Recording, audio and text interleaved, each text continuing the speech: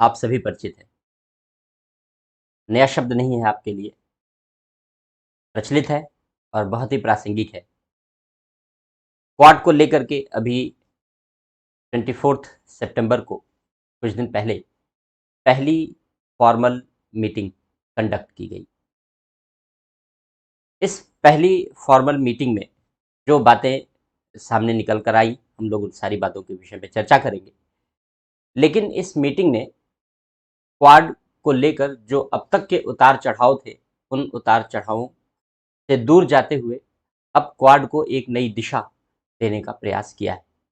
निसंदेह ये एक नई शुरुआत है, एक अच्छी शुरुआत है, एक प्रभावी शुरुआत है। लेकिन क्वाड जितनी ही अच्छी शुरुआत है, उतनी ही ज़्यादा ये संभावनाओं को भी जन्म दे रहा है, पॉजिटिव और निगेटिव दोनों। जहाँ ये अच्छी संभावनाओं को जन्म दे रहा है क्योंकि जो एशियन एरा है पूरा, जो एशियन समुदाय है, वो चाइना को फोकस करता हुआ यूनिपोलर होता जा रहा था। जिस तरीके से चाइना ने अपनी साम्राज्यवादी नीतियों का विस्तार किया और जिस तरीके से चाइना ने अपने एरिया का विस्तार किया, उससे ये पूरा का पूरा जो एशियाई समुदाय है वो यूनिपोलर होता जा रहा था और चाइनीज सेंट्रिक होता जा रहा था। जो स्वाभाविक सी बात है कि किसी भी लोकतांत्रिक मान्यता और मर्यादा वाले देश के लिए अच्छा नहीं है, क्योंकि चाइना लोकतांत्रिक मान्यताओं और मर्यादाओं का विरोधी है, वो उसका पक्षधर नहीं है। पक्षधर न कहना अनुचित है, बल्कि यूँ कहें कि वो उसका विरोधी है। वो तानाशाही और साम्राज्यवादी प्रवृत्तियों वाला देश है। इसलिए ऐसे परिवेश में जो ये एक नया विश्व बन रहा था, इस नए विश्व ने भविष्य के लिए खतरे की गंभीर आहट को दस्तक दी है। ऐसे परिवेश में इस यूनिपोलर पहले शीत युद्ध के दौरान दो ध्रुवों में बटा था, फिर अमेरिका को लेकर के यूनिपोलर हो गया पूरा विश्व 1990 में, और अब ये जो एशियाई समुदाय था वो चीन को लेकर यूनिपोलर होता जा रहा था। इस तरीके के जितने भी चेंजेस हैं, वो चेंजेस भविष्य के लिए सभी राष्ट्रों के लिए अच्छे नहीं कहे जा सकते। स्वाभाविक सी बात है कि इसे खंडित करने के लिए अन्य शक्तियों को अपनी भूमिका निभानी ही चाहिए और निभानी पड़ेगी। उसी दिशा में ये उठाया गया कदम है।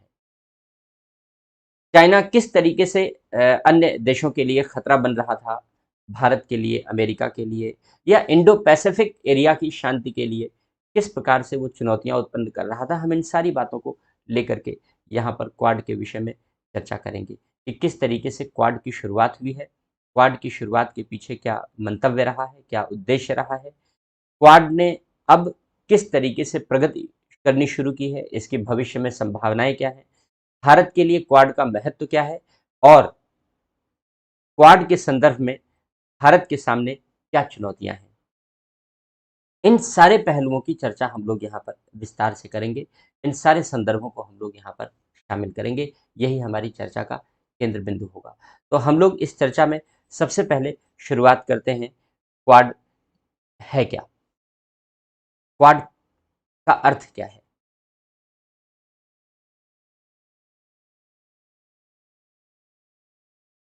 क्वाड तो जानते हैं आप सभी, क्वाड के बारे में नॉर्मली आप जानते हैं। मैं फिर भी इसे फुल फॉर्म लिख दे रहा हूँ। Quadrilateral security dialogue.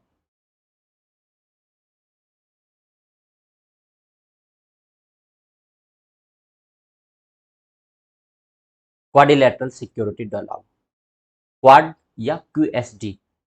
अब क्वाड या क्यूएसडी पॉपुलर क्वाड के नाम से ही इसे जाना जाता है। 4 देशों का समूह है ये, जिसमें इंडिया, यूएसए, जापान और ऑस्ट्रेलिया,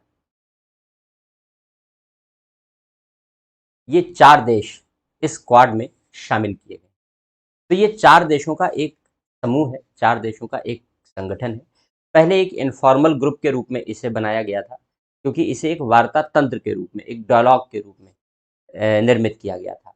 लेकिन धीरे-धीरे जैसे-जैसे वक्त बदल रहा है, बदलते हुए वक्त के साथ क्वाड की आवश्यकता बढ़ती जा रही है, इसकी प्रासंगिकता बढ़ती जा रही है। स्वाभाविक सी बात है कि जैसे जैसे क्वाड की प्रासंगिकता बढ़ी है, वैसे वैसे क्वाड ने अपनी प्रासंगिकता को समझते हुए प्रभावी तरीके से कदम भी बढ़ाना शुरू किया है। तो कैसे डेवलपमेंट हुआ है क्वाड का, पहले डेवलपमेंट समझ लेते हैं, और डेवलपमेंट को समझने के बाद फिर हम लोग क्वाड के विषय में आगे का अध्ययन करते हैं। बात 2007 की है। 2007 में जापान के प्रधानमंत्री थे शिंजो आबे। क्योंकि चीन का खतरा बड़ी तेजी से इस क्षेत्र में बढ़ा है। न केवल चीन का खतरा बढ़ा है, बल्कि चीन ने सभी देशों के लिए व्यापार वाणिज्य को लेकर के समस्याएं उत्पन्न की। चीन की policy, belt and road initiative, BRI, सभी देशों की संप्रभुता के लिए खतरे के रूप में उत्पन्न हुई है। इस बात से सभी भली भांति परिचित है। मैन्युफैक्चरिंग के सेक्टर में चीन हब बना हुआ है। सारी मैन्युफैक्चरिंग यूनिट्स चीन सेंट्रिक होकर के कार्य कर रही हैं। इसलिए सभी देशों की डिपेंडेंसी चीन पर अधिक से अधिक मात्रा में बनी हुई है। चीन ने अपनी इस आर्थिक निर्भरता का लाभ उठाना शुरू किया, और चीन ने अपने से लगे हुए जो साउथ चाइना सी जिसे कहते हैं, दक्षिण चीन सागर कहते हैं, उस दक्षिण चीन सागर में चीन ने अपनी शक्तियों का अनियमित विस्तार और अनियमित प्रयोग करना शुरू किया।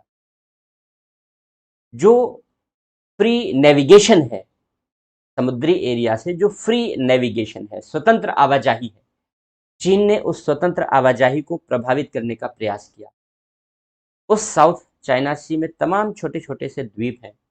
चीन ने काल्पनिक रेखाएं बनाई, पहले 11 डैश लाइन, फिर 9 डैश लाइन, और उन काल्पनिक रेखाओं के माध्यम से उस साउथ चाइना सी में अनेक छोटे छोटे द्वीपों पर, निर्जन द्वीपों पर अपना दावा पेश करना शुरू किया, वहां अपनी सैनिक बसावट शुरू की, और इस तरीके से चीन ने उस समुद्री क्षेत्र की संप्रभुता को लेकर के एक नई चुनौती शुरू कर दी। फिलहाल वो सारी बातें हम लोग कभी जब साउथ चाइना सी के बारे में पढ़ेंगे तो वहां विस्तार करेंगे। साउथ चाइना सी से होते हुए ही भारत, जापान, ऑस्ट्रेलिया, इन सभी देशों से कनेक्ट होता है, और पैसिफिक रीजन, जो पैसिफिक ओशन है, उस पैसिफिक ओशन और इंडियन ओशन के बीच में साउथ चाइना सी एक कनेक्टिविटी के सोर्स के रूप में काम करता है। लेकिन चीन की इस प्रकार के बढ़ते वर्चस्व ने इंडो पैसिफिक पूरे रीजन के लिए, यानी इंडियन ओशन से लेकर के और जो पैसिफिक ओशन तक है, हिंद महासागर से लेकर के प्रशांत महासागर तक की जो सीमा है, उस पूरी समुद्री सीमा के लिए चीन ने खतरा उत्पन्न करना शुरू कर दिया, संकट उत्पन्न करना शुरू कर दिया। क्योंकि जो फ्री नेविगेशन है, जो समुद्री जहाजों की आवाजाही है, उसको चीन ने बाधित करना शुरू किया। हालांकि इंटरनेशनल कोर्ट ऑफ जस्टिस में मुकदमा गया, और इंटरनेशनल कोर्ट ऑफ जस्टिस ने चीन के अगेंस्ट फैसला दिया। चीन ने उसे मानने से मना किया कि हम नहीं मानते। फिर चीन पर दबाव बनाया गया कि अगर चीन इस फैसले को नहीं मानेगा तो फिर हमारे पास अन्य, भारत और अन्य देशों ने कहा कि भाई फिर हमारे पास अदर सोर्सेज हैं, हम दूसरे तरीके से इस फैसले को मनवा सकते हैं, क्योंकि जो फ्री नेविगेशन है उसको हम रोक नहीं सकते, क्योंकि सभी देशों का व्यापार कारोबार समुद्री रास्ते से होता है, और कोई समुद्री रास्ते में जो 200 नॉटिकल मील के बाहर का जो एरिया होता है, आप जानते हैं, या मैं बता देता हूं कि किसी भी देश की जो समुद्री सीमा होती है, कोस्टल एरिया होता है, उस देश की समुद्री सीमा से लेकर 200 नॉटिकल मील के बाद, एक नॉटिकल मील में 1.852 किलोमीटर होता है, तो उसी से हिसाब से आप जोड़ लीजिएगा कितना किलोमीटर हुआ। तो समुद्री सीमा से लेकर के 200 नॉटिकल मील तक की जो दूरी होती है, वो एक्सक्लूसिव इकोनॉमिक जोन तक के अंतर्गत आती है, और उस 200 नॉटिकल मील के बाहर का जो एरिया होता है, उस 200 नॉटिकल मील के बाहर का एरिया हाई सी कहलाता है, यानी ओपन सी कहलाता है। हाई सी या ओपन सी, आप उसे खुला समुद्र कह सकते हैं। उस खुले समुद्र का आशय है कि वहां पर किसी भी देश का प्रभुत्व नहीं होता, किसी भी देश का वर्चस्व नहीं होता। जब किसी देश का वर्चस्व नहीं होता, तो हर देश के जो नौसैनिक जहाज हैं, उन्हें आने जाने के लिए वहां परमिशन की जरूरत नहीं है, और खुले तौर पर वो आवाजाही के लिए प्रयोग में लाया जा सके। लेकिन अगर चीन इस तरीके से दादागिरी करके बीच बीच में समुद्री किनारों पर, समुद्री द्वीपों पर अपना कब्जा कर ले, तो वहां से 200 नॉटिकल मील तक की दूरी को कैप्चर करके वो पूरे समुद्र पर अपना कब्जा जताने की कोशिश करता है। तो इसीलिए मैंने शुरू में कहा कि चीन साम्राज्यवादी मानसिकता का शिकार है, तानाशाही प्रवृत्तियों का शिकार है। उसकी मंशा पूरे विश्व के लिए स्वच्छ नहीं है, साफ सुथरी नहीं है, और एक सद्भावपूर्ण लोकतांत्रिक मान्यताओं वाले उदार विश्व के निर्माण के प्रति नहीं है। चीन के इस संभावित खतरे को ध्यान में रखते हुए 2007 में शिंजो आबे ने, प्रधानमंत्री थे जापान के, शिंजो आबे ने सुझाव दिया कि क्यों ना क्वाड जैसे देशों की शुरुआत, क्वाड जैसे समूह की शुरुआत की जाए। तो जो कॉन्सेप्ट आया वो वहां से आया कि क्वाड की शुरुआत की जाए। पर्पज ये होगा कि जो डेमोक्रेटिक कंट्रीज हैं, उन डेमोक्रेटिक कंट्रीज को इनिशिएटिव लेना होगा, उनको पहल करनी होगी, और पूरे विश्व में एक डेमोक्रेटिक पीस स्थापित की जाए, लोकतांत्रिक तरीके से शांति स्थापित की जाए पूरे विश्व में। लोकतांत्रिक तरीके से शांति का मतलब क्या हुआ कि प्रत्येक व्यक्ति के अधिकारों का संरक्षण भी हो, मानवाधिकारों का संरक्षण भी हो, और शांति भी हो। शांति तो हम बंदूक के बल भी स्थापित कर सकते हैं कि बोलोगे तो गोली मार देंगे, जैसे चाइना करता है, वैसी शांति नहीं चाहिए। हमें सबको सबके अधिकार सुनिश्चित करते हुए शांति चाहिए। तो एक डेमोक्रेटिक पीस स्थापित की जा सके। जो इंडो पैसिफिक रीजन है, यानी हिंद महासागर से लेकर के और प्रशांत महासागर तक का जो क्षेत्र है, ये जो इंडो पैसिफिक रीजन है, इस इंडो पैसिफिक रीजन को लेकर, जिसमें बंगाल की खाड़ी भी पड़ेगी, मन्नार की खाड़ी भी पड़ेगी, साउथ चाइना सी भी पड़ेगा ना, पूरा रास्ता है। तो जो इंडो पैसिफिक रीजन है, उस पूरे इंडो पैसिफिक रीजन को फ्री नेविगेशन के लिए समर्थ बनाया जाए। हर देश वहां से अपना व्यापार कारोबार बिना किसी बाधा के, बिना किसी दबाव के, स्वतंत्र तरीके से और साफ सुथरे तरीके से कर सके, बिना किसी खतरे के कर सके। तो ये एक पर्पस है।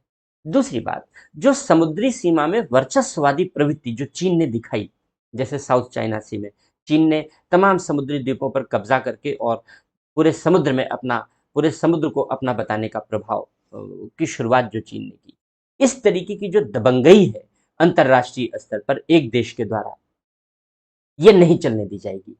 इसलिए ऐसी दबंगई को रोका जाए। इसको हम दूसरे शब्दों में कह सकते हैं, लिखने वाली भाषा में, ये तो हमने बोलने वाली भाषा में बता दी, लिखने वाली भाषा में हम कह सकते हैं कि जो रूल बेस्ड मैरीटाइम ऑर्डर है वो मेंटेन किया जाए।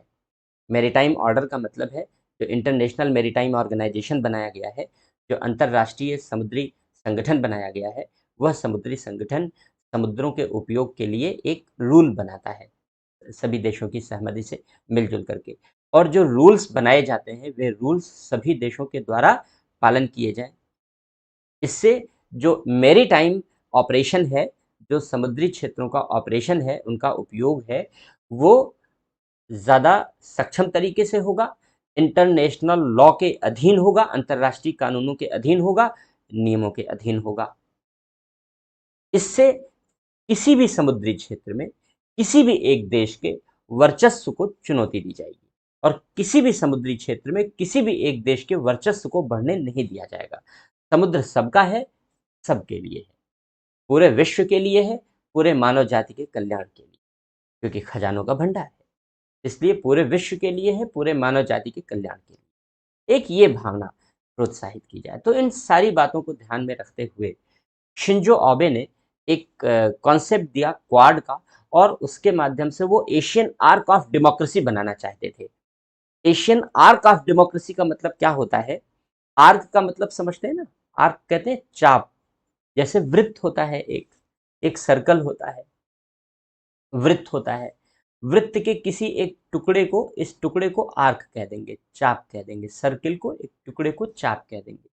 तो ये यहाँ पर इंडिया है, ये इधर ऑस्ट्रेलिया है, और ये इधर जापान है।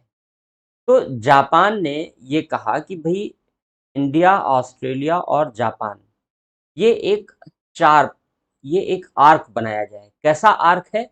ये डेमोक्रेटिक आर्क है। कहाँ का है? एशिया का है। एशियन डेमोक्रेटिक आर्क बने। एशियन डेमोक्रेटिक आर्क, हम इसे एशियन डेमोक्रेटिक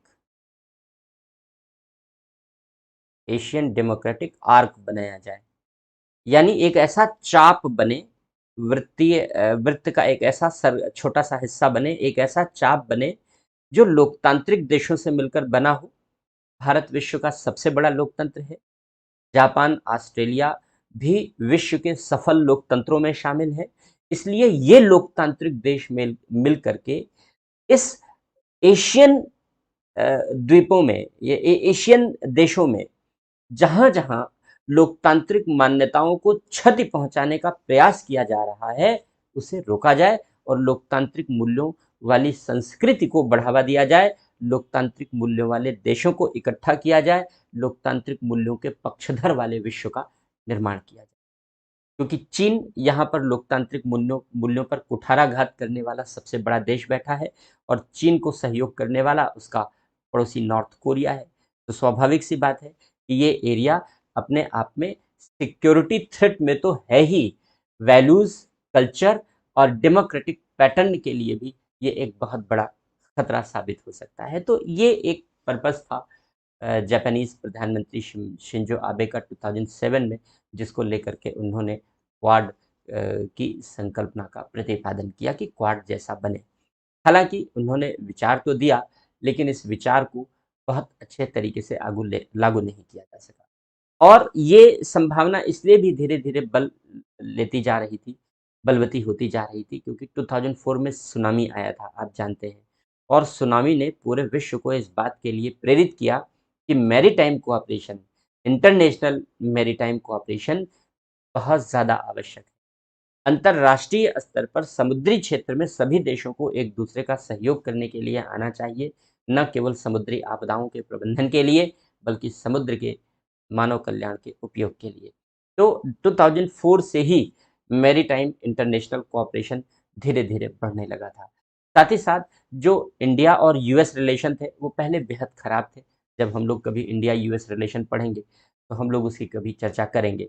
तो बेहद खराब थे, लेकिन 1990 के बाद जब पूरे विश्व में परिवर्तन आया और कोल्ड वार का खात्मा हुआ, तो इंडो यूएस रिलेशन, अमेरिका के साथ भारत के संबंधों में परिवर्तन आना शुरू हुआ और धीरे धीरे संबंधों में सुधार शुरू हुआ। 1992 में इंडिया और अमेरिका ने यह तय किया कि भाई हम लोग साल भर में एक बार सैन्य अभ्यास भी करेंगे, जिसको हम लोग मालाबार एक्सरसाइज कहते हैं। आप जानते होंगे, हर साल होती है अब, शुरुआती दौर में नहीं होती थी। तो मालाबार एक्सरसाइज की शुरुआत की गई।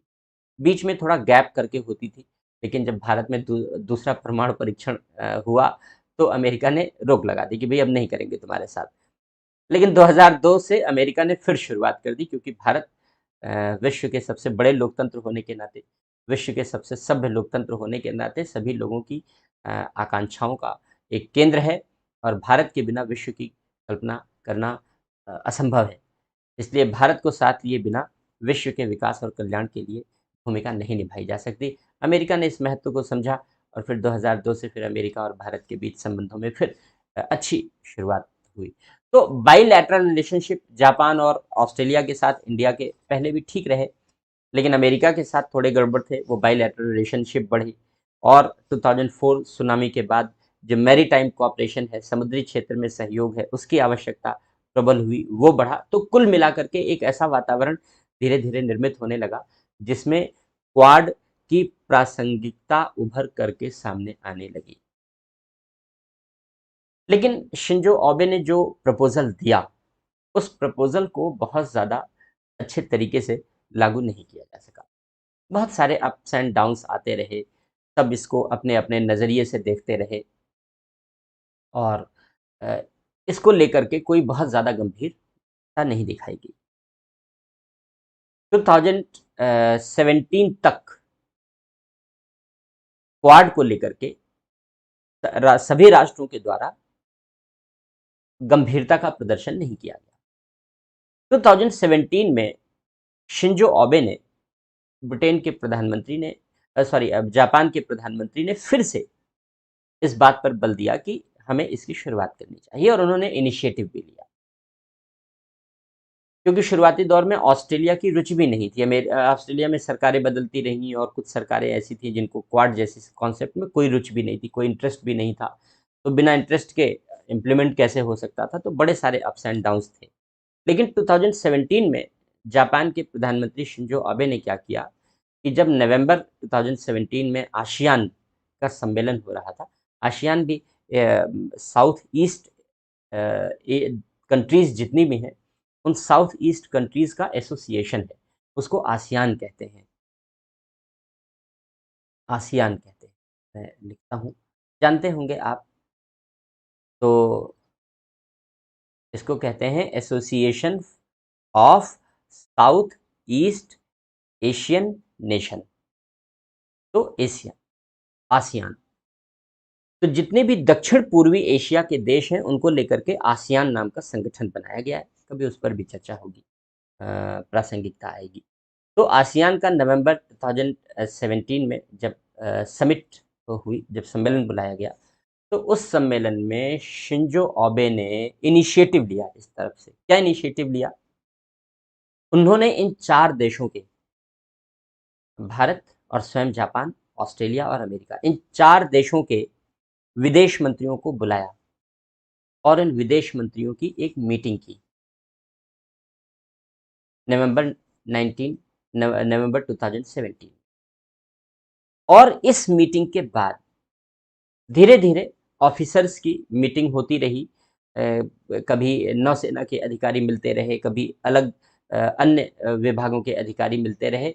इस तरीके से विभागीय स्तर पर, यानी इन देशों के जो अलग अलग डिपार्टमेंट के अधिकारी थे, वे अधिकारी आपस में मिलते जुलते रहे और ये शुरुआत हुई। यानी यहाँ धीरे धीरे क्वाड को रिवाइटलाइज करने की कोशिश की गई, उसे पुनर्जीवित करने का प्रयत्न किया गया, उसे नया जीवन देने का प्रयास किया गया। 2021 में इस दिशा में सर्वाधिक महत्वपूर्ण कदम तब उठाया गया जब 3 मार्च को, 3 मार्च 2021 को इन 4 देशों के नेताओं के द्वारा एक वर्चुअल समिट आयोजित की गई। क्योंकि कोविड-19 का पीरियड था और कोविड-19 के लिए भी सब चाइना ही जिम्मेदार माना जाता है। तो कोविड-19 का पीरियड था और सेकंड वेव, कोविड-19 की सेकंड वेव थी, बड़ी घातक रही। उस सेकंड वेव के दौरान 3 मार्च 2021 को ये निर्णय लिया गया कि चारों देशों के लीडर आपस में वर्चुअली मीटिंग करेंगे। तो ये पहली वर्चुअल मीटिंग थी। लेकिन अभी तक कोई फॉर्मल बैठक नहीं हुई थी, अभी तक कोई औपचारिक बैठक नहीं हुई थी। सब कुछ अनौपचारिक तरीके से चल रहा था, इनफॉर्मल तरीके से चल रहा था। 24 सितंबर 24 सितंबर 2021 को ये जो अनौपचारिक पहले थी, ये अनौपचारिक पहल खत्म हुई और एक औपचारिक शुरुआत हुई। इस औपचारिक शुरुआत में क्वाड की पहली लीडर समिट बुलाई गई। क्वाड के नेताओं का पहला औपचारिक सम्मेलन बुलाया गया। भारत के प्रधानमंत्री और ऑस्ट्रेलिया और जापान के प्रधानमंत्रियों ने अमेरिका का दौरा किया। व्हाइट हाउस में मीटिंग कंडक्ट की गई, अमेरिका में मीटिंग कंडक्ट की गई। चारों देशों के सरकारों के प्रतिनिधियों ने इसमें अपनी हिस्सेदारी निभाई और इस तरीके से क्वाड की औपचारिक शुरुआत हो गई। नारियल फूट गया क्वाड के लिए। जो क्वाड का ये नारियल फूटा है, क्वाड की ये जो औपचारिक शुरुआत हुई है, ये भविष्य के लिए बड़े दूरगामी प्रभाव और संभावनाओं को ओपन करने वाली है। क्वाड क्या होगा, कैसा परिदृश्य होगा, कैसे काम करेगा, अभी सब कुछ बहुत क्लैरिटी नहीं है, क्योंकि कोई इसका ऑफिस नहीं बनाया गया, इसके लिए कहीं कोई पूरा ऑफिशियल स्टाफ मेंटेन नहीं किया गया है। अभी ये सारी दिशा में अभी कदम आगे बढ़ना शेष है। लेकिन अच्छी बात ये थी कि 24 सितंबर को, 24 सितंबर 2021 को एक फॉर्मल मीटिंग हुई, चारों देशों की आमने सामने बैठ करके मीटिंग कंडक्ट हुई। सारे देशों के लीडर्स के साथ उन देशों के प्रतिनिधियों ने भी हिस्सा लिया और एक कॉमन कंसेंट प्रकट की गई, एक सामान्य सहमति की अभिव्यक्ति की गई। सभी देशों के, इन चारों देशों के नेताओं ने मिलकर के एक आपसी सहमति पत्र तैयार किया और उस आपसी सहमति पत्र को प्रपोज किया गया, प्रस्तुत किया गया। ये एक बहुत अच्छी बात थी, ये एक बहुत अच्छा कदम है। इससे क्वाड की अब औपचारिक शुरुआत हो चुकी है और क्वाड अब कैसे ये चारों देश मिल करके कैसे जिन बातों पर उन्होंने सहमति प्रकट की है, कैसे उन बातों को आगे एक्सेलरेट करते हैं, कैसे आगे तीव्र गति से बढ़ाते हैं, ये भविष्य में देखने वाली बात होगी। लेकिन फिर भी ये एक अच्छा और प्रभावी कदम माना जाएगा। किन बिंदुओं को सामान्य सहमति में शामिल किया गया है, फोकस क्या था, पर्पस क्या था, इन सारी बातों की हम लोग यहाँ पर चर्चा करेंगे। एग्जाम में जो कमिंग एग्जाम है उसके लिए क्वाड बहुत रेलेवेंट है क्वेश्चन बनाने के लिए। हालांकि इसके पहले भी पूछा जा चुका है क्वाड पर, लेकिन फिर भी महत्वपूर्ण बना हुआ है। तो जो 2021 में, सितंबर 2021 में जो मीटिंग कंडक्ट हुई,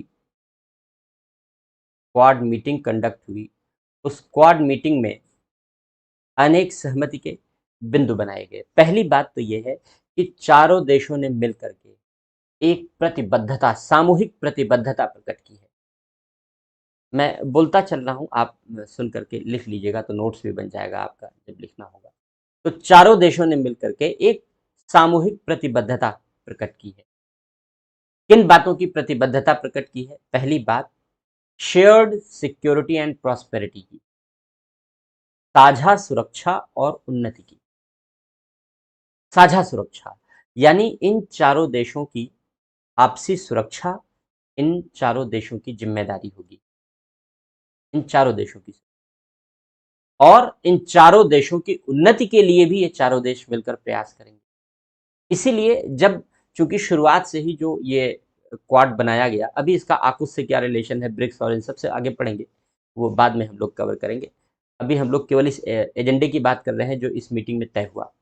तो पहली बात ये तय किया गया कि हम लोग शेयर्ड सिक्योरिटी और प्रॉस्पेरिटी के लिए प्रतिबद्ध हैं, साझा सुरक्षा और उन्नति के लिए, इन देशों की उन्नति के लिए प्रतिबद्ध हैं। अब चूंकि साझा सुरक्षा की बात की गई, तो साझा सुरक्षा के लिए जो पहला ऑर्गेनाइजेशन बनाया गया वो नेटो था। जानते हैं आप नेटो, द्वितीय विश्व युद्ध के बाद इसका उदय हुआ। पूर्व सोवियत संघ के यूरोप में विस्तार को रोकने के लिए अमेरिका ने नेटो का विकास किया। तो ये जितने भी देश इस नेटो में शामिल होते हैं, उन देशों की सुरक्षा की जिम्मेदारी इन सभी देशों पर होती है जो नेटो के सदस्य हैं। इसीलिए क्योंकि साझा सुरक्षा की बात कही जाती है, इसीलिए क्वाड को पूर्व का नेटो भी कहते हैं, नेटो ऑफ ईस्ट या नाटो ऑफ एशिया कह करके संज्ञा दी जाती है इसको। क्यों नाटो ऑफ एशिया कहते हैं? क्योंकि इस कमिटमेंट के माध्यम से इन चारों देशों ने यह प्रतिबद्धता प्रकट की कि शेयर्ड सिक्योरिटी होगी हम सबकी, हम सब की सुरक्षा की जिम्मेदारी हमारी साझा जिम्मेदारी है, हम सब मिल करके अपनी सुरक्षा करेंगे और हमारी प्रॉस्पेरिटी, हमारी समृद्धि, हमारी समृद्धि हमारी साझा जिम्मेदारी है और हम मिलकर अपनी समृद्धि के लिए प्रयास करेंगे। दूसरी बात, free and open Indo Pacific region maintain करना है। जो इंडो पैसिफिक रीजन है, जो हिंद महासागर से और प्रशांत महासागर तक का पूरा एरिया है, ये एरिया फ्री एंड ओपन हो, स्वतंत्र हो और खुला हो। स्वतंत्र हो और खुला हो इसका मतलब है सबके लिए उपयोग के लिए आवे। इसीलिए ऐसा free and open Indo Pacific region बनाने पर बल दिया गया जो इंक्लूसिव भी हो और रेजिलिएंट भी हो। इंक्लूसिव हो और रेजिलिएंट हो, इसका मतलब क्या हुआ? इसका मतलब है कि ये सबको साथ लेकर चलने वाला हो, समावेशी हो और लोचदार हो। तो इंडो पैसिफिक रीजन को, हिंद महासागर से प्रशांत महासागर के क्षेत्र को केवल स्वतंत्र नहीं बनाना है, केवल खुला नहीं बनाना है जिससे सब अबाध तरीके से, बाधा रहित तरीके से व्यापार कारोबार कर सकें, बल्कि समावेशी बनाना है, यानी सबको साथ लेकर के चलना है। जो और यानी साथ में आना चाहे सब आते जाएं। और लोचदार बनाना है, लोचदार का मतलब है कि सभी के लिए अपॉर्चुनिटी हो और सभी के लिए अवेलेबिलिटी हो। ये बात यहाँ पर फोकस की गई। और तीसरी बात जिस पर महत्वपूर्ण रूप से प्रतिबद्धता प्रकट की गई, वो तीसरी बात ये कि जो इंटरनेशनल लॉ है, उस इंटरनेशनल लॉ के रूल्स को पूरे विश्व में अच्छी तरीके से पालन किया जाए, यह सुनिश्चित करना होगा। Promotion of free and open rule based order of international law, specially for maritime cooperation. जो समुद्री क्षेत्र का सहयोग है, उस समुद्री क्षेत्र के सहयोग के लिए और समुद्री क्षेत्र के अलावा भी अन्य क्षेत्रों में सहयोग के लिए जो अंतर्राष्ट्रीय कानून के नियम बनाए गए हैं, अंतर्राष्ट्रीय कानूनों में बाध्यता का बल नहीं होता, ये प्रकृति होती है इंटरनेशनल लॉ की। इतना समझ लीजिए, कभी जरूरत पड़ेगी तो इंटरनेशनल लॉ पर चर्चा करेंगे। तो बस इतना समझ लीजिए कि इंटरनेशनल लॉ में बाध्यकारिता का बल नहीं होता, यानी किसी देश पर कानूनी बाध्यता नहीं रखते, नैतिक बाध्यता रखते हैं। तो इसलिए इस बात पर बल दिया गया कि हम चारों देश मिलकर के इस बात को प्रोत्साहन देंगे कि अंतर्राष्ट्रीय कानूनों के नियमों को पूरे विश्व में प्रभावी तरीके से लागू किया जाए और पूरा विश्व एक रूल बेस्ड ऑर्डर पर चले, नियमों के आधार पर बनाई गई व्यवस्था के आधार पर चले, जिससे कहीं भी तानाशाही आदि की व्यवस्था ना हो। अब हम कैसे शेयर्ड सिक्योरिटी को प्रमोट करेंगे, इसको फोकस नहीं किया गया, इस पर बातचीत नहीं हुई। लेकिन कैसे शेयर्ड प्रॉस्पेरिटी को प्रमोट करेंगे, इस पर चर्चा हुई। कैसे हम सुरक्षा करेंगे चारों देश आपस में मिलकर, ये अभी डिस्कशन में नहीं रहा, इस पर डिस्कशन नहीं हुआ। लेकिन हम चारों देश मिलकर के, अमेरिका, भारत, जापान और ऑस्ट्रेलिया, हम चारों देश मिलकर के कैसे अपनी समृद्धि के लिए काम करेंगे, कैसे विश्व की समृद्धि के लिए काम करेंगे, इस पर बातचीत हुई और बहुत सारे पॉइंट डिस्कस हुए। कौन कौन से पॉइंट डिस्कस किए गए, किन किन पॉइंट को फोकस किया गया, तो फोकस एरिया क्या थे, ये तो हमारा कमिटमेंट का एरिया था, जो हमने 3 बातें डिस्कस की, इस पर कमिटमेंट किया गया। इस कमिटमेंट के बाद कुछ फोकस एरियाज थे प्रॉस्पेरिटी के लिए, समृद्धि के लिए, कि किन किन बातों पर फोकस किया जाएगा। तो समृद्धि के लिए सबसे पहला फोकस, चूंकि कोविड पैंडेमिक का समय है, कोविड-19 की पैंडेमिक का समय है, इसलिए पूरी मानव जाति को इस कोविड-19 के पैंडेमिक से बचाना है, पूरे विश्व को कोविड पैंडेमिक से बचाना है। बहुत सारे कंट्रीज ऐसे हैं जो लो और मिडिल इनकम कंट्रीज हैं, ऐसे कंट्रीज के पास कोविड वैक्सीन बनाने की क्षमता नहीं है, अपॉर्चुनिटी नहीं है, टेक्निक नहीं। विश्व के कुछ विकसित देश और भारत जैसे विश्व के सबसे बड़े विकासशील देश, जो कुछ ही समय में विकसित होने वाला है, तो ऐसे देशों ने ही कोविड 19 को काउंटर करने के लिए वैक्सीन डेवलप की है। इसलिए जो कोवैक्स प्रोग्राम है, कोवैक्स प्रोग्राम का मतलब है कि जो कोविड की वैक्सीन है, कोविड वैक्सीन को मिला करके कोवैक्स बनाया गया है। तो जो कोवैक्स प्रोग्राम है, इस कोवैक्स प्रोग्राम के तहत जो कोविड वैक्सीन अन्य देशों को उपलब्ध कराने की बात है, जिसमें लो और मिडिल इनकम वाले कंट्रीज हैं, उन देशों को कोविड वैक्सीन की अवेलेबिलिटी के लिए चारों देशों ने मिलकर के प्रतिबद्धता प्रकट की। और आप जानते हैं कि सेकेंड वेव से पहले ही भारत 70 करोड़ डोज से ज्यादा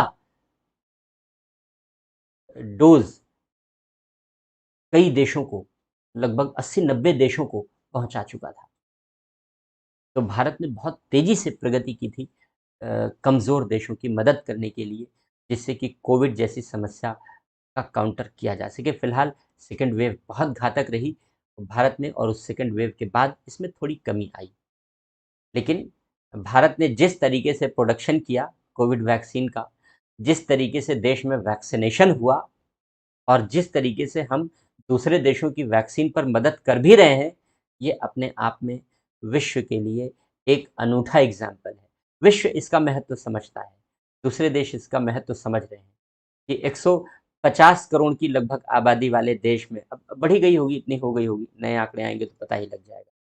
तो 150 करोड़ की आबादी वाले देश में लोग तरह तरह के डेटा दे रहे थे कि अगर वैक्सीन लगनी शुरू होगी तो कोई कह रहा था 10 साल लगेंगे पूरे देश में वैक्सीन लगने में, कोई कह रहा था 20 साल लगेंगे पूरे देश में वैक्सीन लगने में। लेकिन जिस तरीके से हमने देश की 3/4 आबादी को इतने कम समय में वैक्सीनेटेड कर लिया, ये अपने आप में भारत जैसे देश के लिए एक बहुत बड़ी उपलब्धि है और विश्व के लिए ये बहुत बड़ा एग्जाम्पल है। हमने अमेरिका, ब्रिटेन जैसे देशों से ज़्यादा वैक्सीनेशन अपने यहाँ किया है और दूसरे देशों की मदद करके, दूसरे देशों की सहायता करके, केवल अकेले बनाया और खुद ही नहीं रख लिया। तो ये जो कोवैक्स प्रोग्राम है, जिसके तहत हमें कोविड वैक्सीन डोनेट भी करनी है। चीन की तरीके से सिर्फ बेचना नहीं है कि पैसा दो तो तुम्हें देंगे और पैसा मुझसे ले भी लो, अगर तुम्हें मुझे देने के लिए पैसा नहीं है तो मुझसे पैसा भी ले लो और पैसा ले लो, फिर मेरे ही रणजाल में फंस जाओ, डेट ट्रैप में फंस जाओ, इसके बाद मुझे अपनी ज़मीन दे दो और तुम मेरे उपनिवेश बन जाओ, आर्थिक उपनिवेश बन जाओ। तो चीन जैसी गंदी मानसिकता के आधार पर हमने कोविड डिप्लोमेसी शुरू नहीं की। हमने कोविड डिप्लोमेसी शुरू की एक वेलफेयर के पर्पज से। हमने कोविड डिप्लोमेसी शुरू की विश्व के कल्याण के लिए, मानव जाति के कल्याण के लिए। और यही कारण है कि इन सारे चारों देशों ने मिलकर के इस बात की प्रतिज्ञा ली है, प्लेज किया है। उन्होंने प्लेज शब्द का यूज किया है कि हम चारों देश इस बात की प्रतिज्ञा कर रहे हैं, यहाँ पर प्लेज कर रहे हैं ये चारों देश कि कोवैक्स प्रोग्राम को तेजी से आगे बढ़ाएंगे और जो कमज़ोर देश हैं उन कमज़ोर देशों के लिए कोविड वैक्सीन डोनेट करेंगे। तो ये बहुत अच्छी शुरुआत है। पहली बात, समृद्धि के लिए। समृद्धि का मतलब केवल हमारी 4 देशों की ही समृद्धि नहीं है, समृद्धि का मतलब है संपूर्ण मानव जाति की समृद्धि। दूसरी बात, साइंस एंड टेक्नोलॉजी के क्षेत्र में, विज्ञान और प्रौद्योगिकी के क्षेत्र में कोऑपरेशन की बात कही गई है। आर्टिफिशियल इंटेलिजेंस का युग है, आप जानते हैं, तेजी से टेक्नोलॉजिकल डेवलपमेंट हो रहे हैं, सभी सेक्टर में हो रहे हैं। तो उन टेक्नोलॉजिकल डेवलपमेंट को ध्यान में रखते हुए इंटरनेशनल लेवल पर इन चारों देशों ने टेक्नोलॉजिकल डेवलपमेंट के लिए साइंस एंड टेक्नोलॉजी के क्षेत्र में म्यूचुअल कोऑपरेशन, पारस्परिक सहयोग की प्रतिबद्धता प्रकट की है। इसके अलावा तीसरी बात, क्लाइमेट चेंज से पूरा विश्व ग्रसित है। तरह तरह के अनुमान लगाए जा रहे हैं कि इतने वर्षों में धरती का जो टेम्परेचर है वो 1 डिग्री बढ़ जाएगा, इतने वर्षों में 1.5 डिग्री सेंटीग्रेड बढ़ जाएगा। स्वाभाविक सी बात है, ये अनुमान बड़े भयावह हैं, बड़े डरावने वाले हैं। इसलिए ऐसे डरावने अनुमानों से बचने के लिए हमें अपनी धरती को बचाना है और धरती को सिर्फ नहीं बचाना है बल्कि इसके माध्यम से पूरे मानव जाति को बचाना है। कैसे बचाया जाए? इसके लिए जो क्लाइमेट क्राइसिस है, इस क्लाइमेट क्राइसिस से निपटना होगा। जो climate change, rapidly climate change हो रहा है, इससे मुक्ति तब मिलेगी जब हम क्लाइमेट क्राइसिस से निपटेंगे। कैसे निपटें क्लाइमेट क्राइसिस से? क्लाइमेट क्राइसिस से निपटने के लिए 3 बातों पर इस मीटिंग में बल दिया गया। कौन सी बात? पहली बात, क्लाइमेट एम्बिशन की बात की गई। कुछ शब्द मैं लिख भी दे रहा हूँ, बाकी आप नोट भी कर लेंगे। क्लाइमेट एम्बिशन की बात की गई। क्या है क्लाइमेट एम्बिशन? क्लाइमेट एम्बिशन का मतलब है हमारी क्लाइमेट के सेक्टर में जो हमारी महत्वाकांक्षा है, जो हमने लक्ष्य तय किया है। क्या लक्ष्य तय किया है? कि 2050 से पहले बाई 2050 हम नेट ज़ीरो कार्बन एमिशन का लक्ष्य अचीव करने वाले हैं।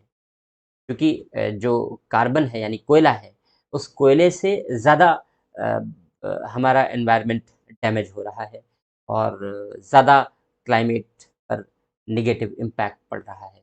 तो कोशिश ये की जाएगी कि जो कार्बन एमिशन है वो 2050 तक उसको ज़ीरो के स्तर पर लाया जाए।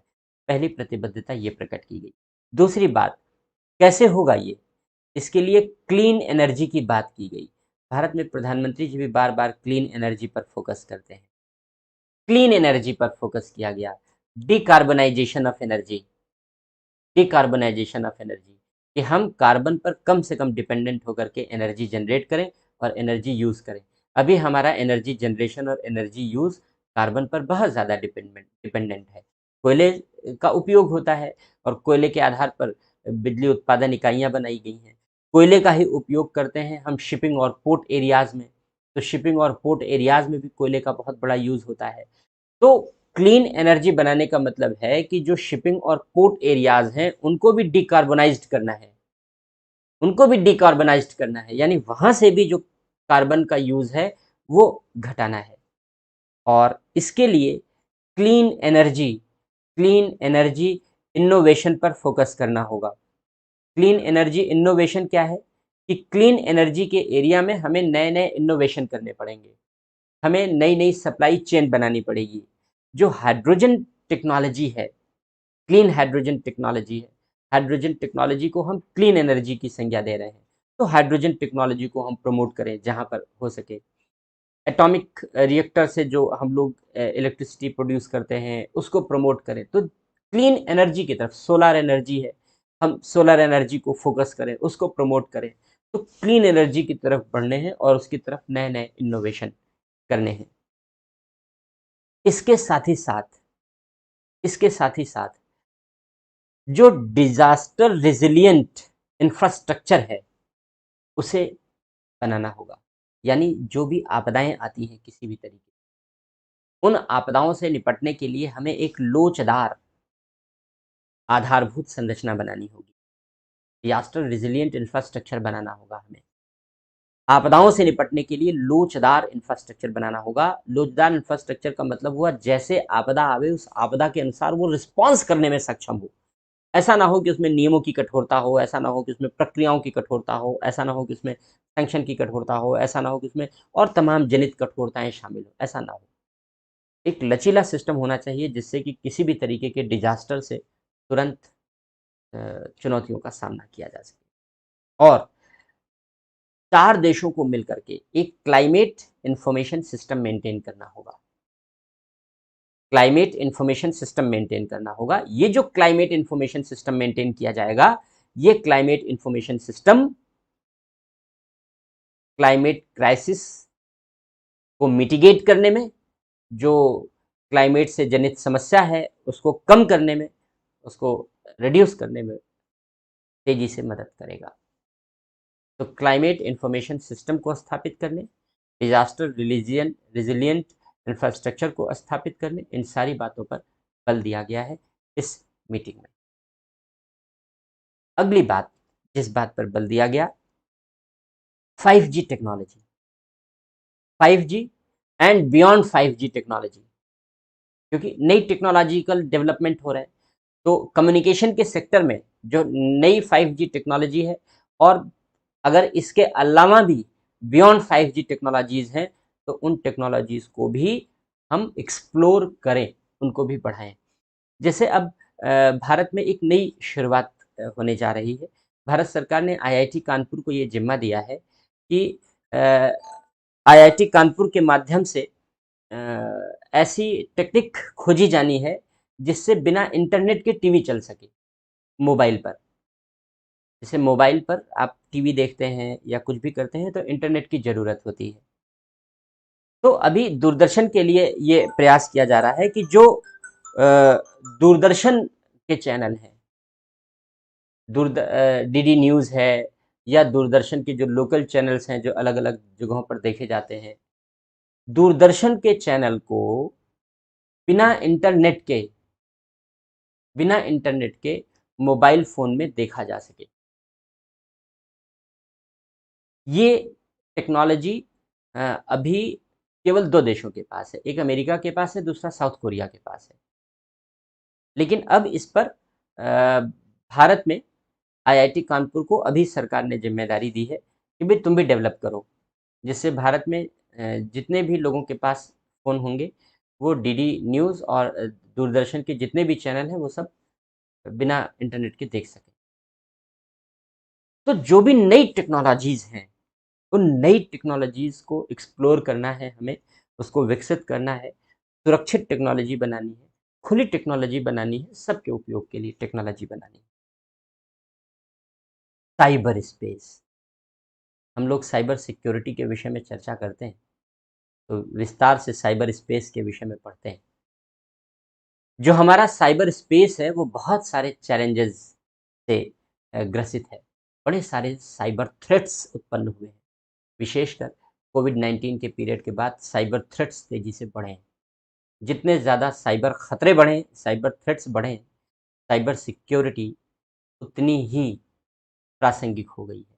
प्रासंगिक पहले भी थी, लेकिन अब साइबर खतरे बढ़े हैं और इन साइबर खतरों में अब साइबर युद्ध, साइबर वॉरफेयर का भी खतरा मंडराने लगा है, क्योंकि चीन ने अपने यहाँ साइबर वॉरफेयर रूम बना लिया है। हालांकि कहीं पर ये चीन में रिटर्न नहीं है, चीन उसे थर्ड डिपार्टमेंट कहता है। चीन उसे थर्ड डिपार्टमेंट, चीन में नाम ऐसे ही होते हैं, तो उसे चीन में थर्ड डिपार्टमेंट कहते हैं। Third department. लेकिन जो हमारी इंटेलिजेंस एजेंसीज हैं, ये चीन में जो झिंजियांग पहाड़ियाँ हैं उन्हीं के बीच में ये डिपार्टमेंट बनाया गया है। जो बजट जाता है चीन की सरकार की ओर से, वो थर्ड डिपार्टमेंट के नाम से जाता है। लेकिन जो ये थर्ड डिपार्टमेंट है चीन का, ये बेसिकली कोई डिपार्टमेंट नहीं है, ये साइबर वॉर रूम है। साइबर वॉर रूम है, जहाँ से साइबर वॉरफेयर की शुरुआत हो सकती है, साइबर युद्ध लड़ा जा सकता है। और ये साइबर युद्ध का टारगेट 2 देश हैं इनिशियली, पहला भारत, दूसरा अमेरिका। इन 2 देशों को टारगेट करके चीन ने साइबर वॉर रूम तैयार कर लिया है, तैयार हो चुका है। तो ये बहुत सारे खतरे हैं। अब हम लोग चीन के खतरों को यहाँ पर ज़्यादा चर्चा नहीं करेंगे, लेकिन साइबर स्पेस की जो मैं बात कर रहा था, तो cyber warfare, cyber terrorism, cyber crime, cyber espionage, तरह तरह के साइबर खतरे हैं। और जैसे जैसे ये साइबर खतरे बढ़ रहे हैं, साइबर स्पेस को साइबर स्पेस की सिक्योरिटी और अधिक क्रिटिकल होती जा रही है। और जो भी साइबर स्पेस का क्रिटिकल इंफ्रास्ट्रक्चर है, उस क्रिटिकल इंफ्रास्ट्रक्चर की सुरक्षा भी बहुत ज़्यादा चुनौतीपूर्ण होती जा रही है। हालाँकि हमने कोशिश की है, सर्ट बनाया है भारत में, NCIIPC, national critical information infrastructure protection centre बनाया है भारत ने। भारत ने इस तरीके के कदम उठाए हैं। लेकिन फिर भी इन बढ़ती हुई चुनौतियों के साथ, जैसा कि मैंने बताया कि थर्ड डिपार्टमेंट के नाम से चीन ने साइबर का युद्ध बना करने का एक रूम ऑलरेडी तैयार कर रखा है। साइबर वॉर रूम उसका तैयार प्रिपेयर्ड है ऑलरेडी। तो ऐसे खतरे को ध्यान में रखते हुए साइबर सिक्योरिटी बहुत चैलेंजिंग है। तो साइबर सिक्योरिटी पर, साइबर स्पेस की सुरक्षा पर, क्रिटिकल इंफॉर्मेशन इंफ्रास्ट्रक्चर की सुरक्षा पर, इन सब पर चर्चा हुई है और इस पर साझा कदम उठाने की बात कही गई है। सप्लाई चेन को मेंटेन करने की बात कही। ये बड़ा गंभीर मुद्दा है इस समय, क्योंकि पूरे विश्व की सप्लाई चेन बड़ी तेजी से बाधित हुई है। आप देखें, पूरे विश्व में महंगाई में वृद्धि हुई है पहले की तुलना में, हमारे देश में भी हुई है। पेट्रोल और डीजल की कीमतें बहुत तेजी से बढ़ रही हैं, और भी बहुत सारे रीज़न हैं। एक बड़ा रीज़न सप्लाई चेन भी है। तो सप्लाई चेन को पूरे विश्व में मेंटेन करने के लिए भी साझा रणनीति बनाई गई है, क्योंकि कोविड-19 के कारण सभी देशों में उत्पादन में गिरावट आई, प्रोडक्शन में, मैन्युफैक्चरिंग में, सभी देशों में कमी आई है, गिरावट आई है। इस गिरावट के कारण सभी देशों में डिमांड बढ़ी है लोगों की। डिमांड पहले भी ज़्यादा थी और डिमांड समय के साथ बढ़ भी रही है। डिमांड बढ़ रही है और सप्लाई बाधित हो रही है। स्वाभाविक सी बात है, कीमतें बढ़ेंगी। तो ऐसे परिवेश में सप्लाई चेन को मेंटेन करना बहुत बड़ी चुनौती है। दूसरी बात, ज़्यादातर मैन्युफैक्चरिंग हब चीन था। सभी देशों की कंपनियां आकर के चीन में प्रोडक्शन करती थी। कंपनी दूसरे देश की थी, लगती थी चीन में। कंपनी अमेरिका की, प्रोडक्शन यूनिट चाइना में। क्योंकि कच्चा माल सस्ता है और प्रोडक्शन कास्ट सस्ती हो जाती थी, तो प्रोडक्शन वहाँ हो रहा था। चाइना ने जिस तरीके से कोविड-19 के बाद, जिस तरीके से चाइना के प्रति पूरे विश्व के व्यवहार में परिवर्तन आया और चाइना ने जिस तरीके से पूरे विश्व के प्रति अपना नज़रिया दिखाया, वो किसी से छुपा हुआ तथ्य नहीं। स्वाभाविक सी बात है, सभी देशों ने चीन से अब दूरी बनानी शुरू की। भारत ने भी चीन से दूरी बनाते हुए आत्मनिर्भर भारत की शुरुआत की।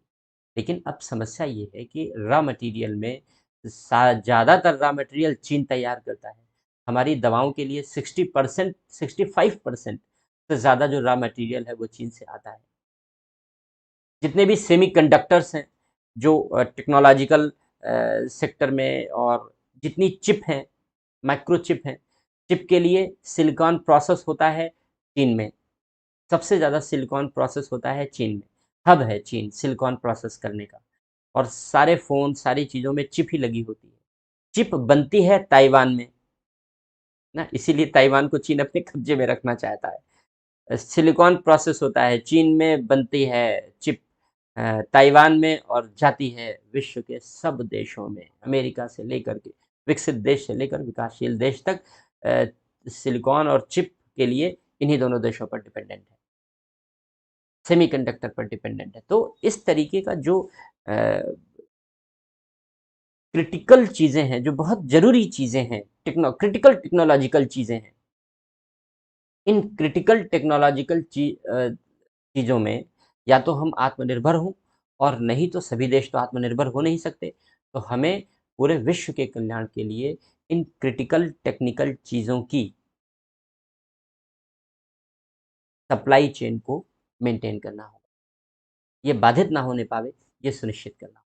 वरना एक देश अगर मोनोपोली दिखाने लगेगा, तो फिर बाकी सबके लिए वो चीज़ें खरीदना बहुत महँगा हो जाएगा, और सारी चीज़ें बहुत महँगी होती जाएँगी, तो वो अच्छा नहीं होगा।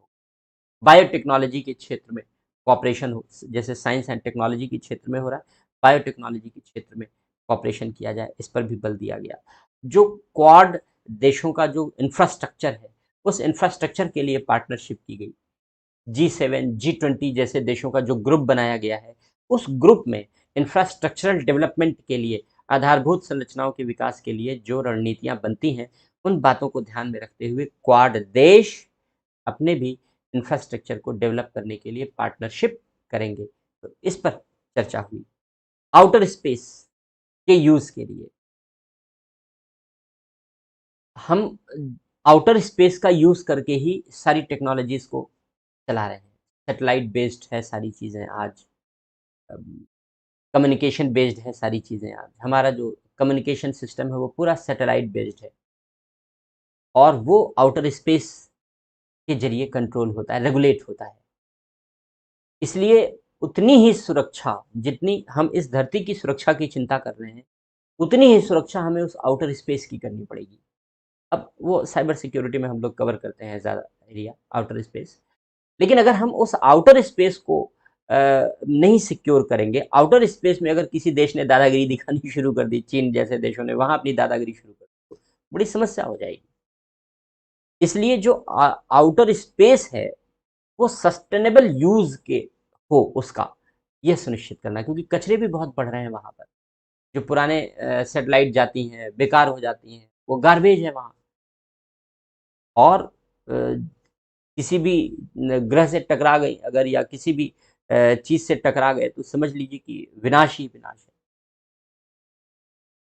तो ऐसी दशा में जो आउटर स्पेस का गार्बेज है, उसे ख़त्म करना, आउटर स्पेस की सुरक्षा करना, आउटर स्पेस का सस्टेनेबल यूज़ करना, इस पर चर्चा की गई।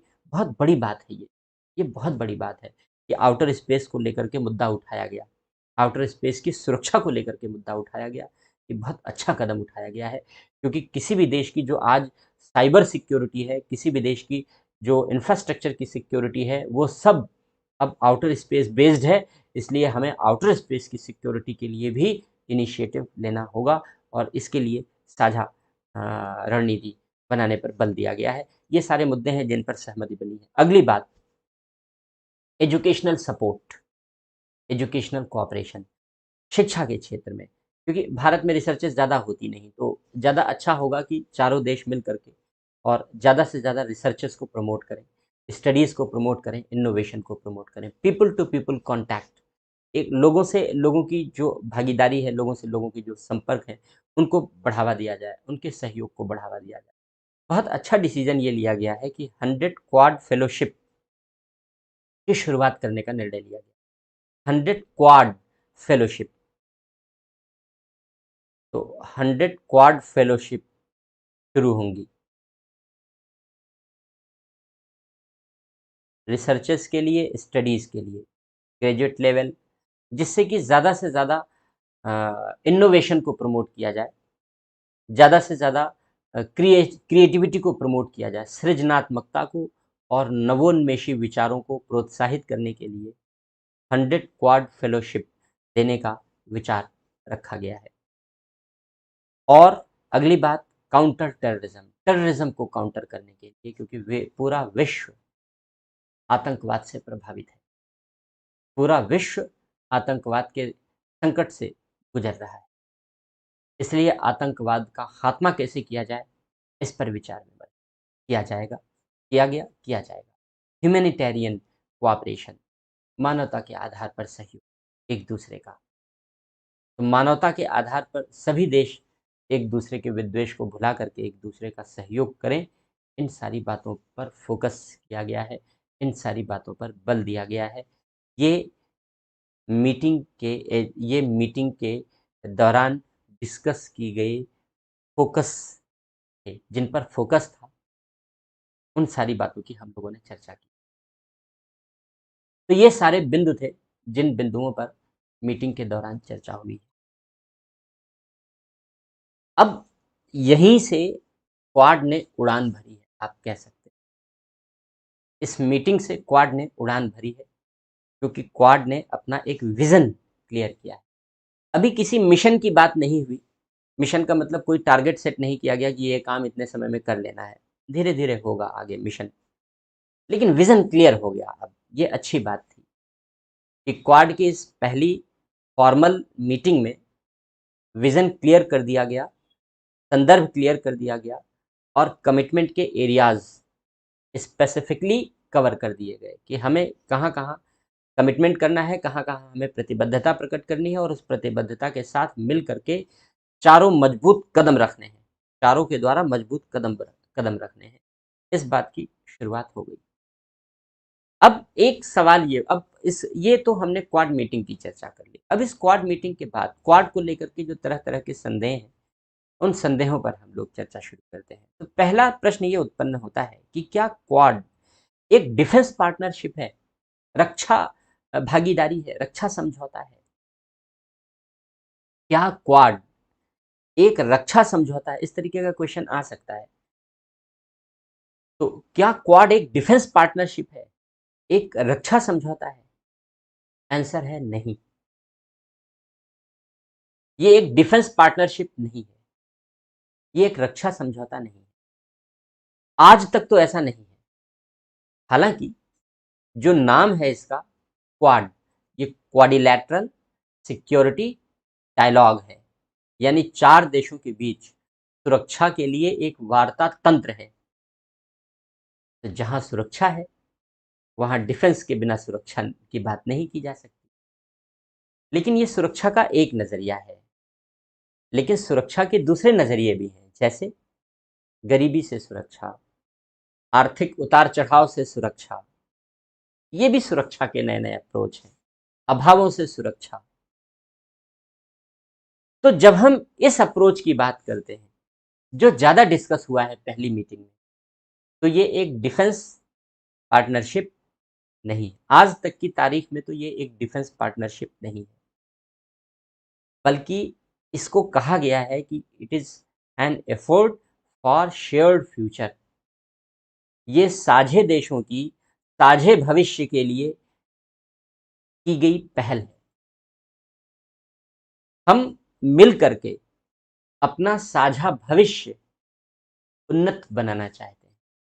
साझा मतलब हम सबका भविष्य, केवल अमेरिका का नहीं, केवल भारत का नहीं, या केवल किसी अन्य देश का नहीं, पूरा विश्व सबका विश्व हो, और इस तरीके से हमारा भविष्य सबका भविष्य हो। तो एक साझे भविष्य के लिए शुरुआत की गई पहल है। तो अगर ये कहा जाए कि क्या ये एक डिफेंस पार्टनरशिप है, तो अभी तक के लिए ये केवल डिफेंस पार्टनरशिप नहीं है। नॉट ओनली डिफेंस पार्टनरशिप, बल्कि डिफेंस के नाम पर कुछ भी नहीं किया गया। अभी हम लोगों ने जो चर्चा की, उसमें कहीं भी डिफेंस की कोई बात नहीं आई, रक्षा की कोई बात नहीं आई, प्रॉस्पेरिटी की ही बात थी, सारी सिक्योरिटी वाली नहीं थी। और इसको कहा गया है कि एक शेयर्ड फ्यूचर के लिए ये है एक एफर्ट फॉर शेयर्ड फ्यूचर, एक साझे भविष्य के लिए ये एक प्रयत्न है, साझे भविष्य के लिए प्रयत्न है, जिसमें बल किस बात पर दिया गया है, फोकस किस बात पर है, फोर्स किस बात पर है, रीजनल पीस पर है। जो रीजनल पीस डिस्टर्ब हुई है, जो क्षेत्रीय शांति को भंग करने का प्रयास किया है चीन ने, उसको रिस्टोर करने की है, स्टेबिलिटी की है, एक स्थायित्व हो सभी के साथ संबंधों में। इस स्थायित्व के साथ साथ प्रॉस्पेरिटी की बात हो, समृद्धि की बात हो, और स्वाभाविक सी बात है कि ये सब बिना सुरक्षित रहते हुए नहीं आएगी। सिक्योरिटी की बात हो, और इस सिक्योरिटी के लिए रूल बेस्ड ऑर्डर की बात हो।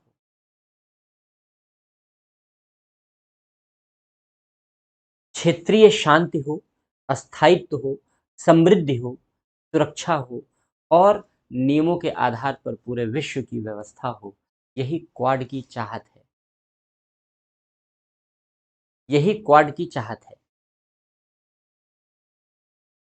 जो साझे भविष्य के लिए जो साझे भविष्य के लिए क्वाड ने इनिशिएटिव लिया है, वह इनिशिएटिव इस बड़े पर्पज के साथ लिया कि विश्व में क्षेत्रीय शांति हो, रीजनल पीस हो, स्टेबिलिटी हो और स्थायित्व हो, प्रॉस्पेरिटी हो यानी सबकी समृद्धि हो, सिक्योरिटी हो, सभी सुरक्षित हो, और रूल बेस्ड ऑर्डर हो यानी पूरे विश्व की व्यवस्था नियमों के आधार पर चले।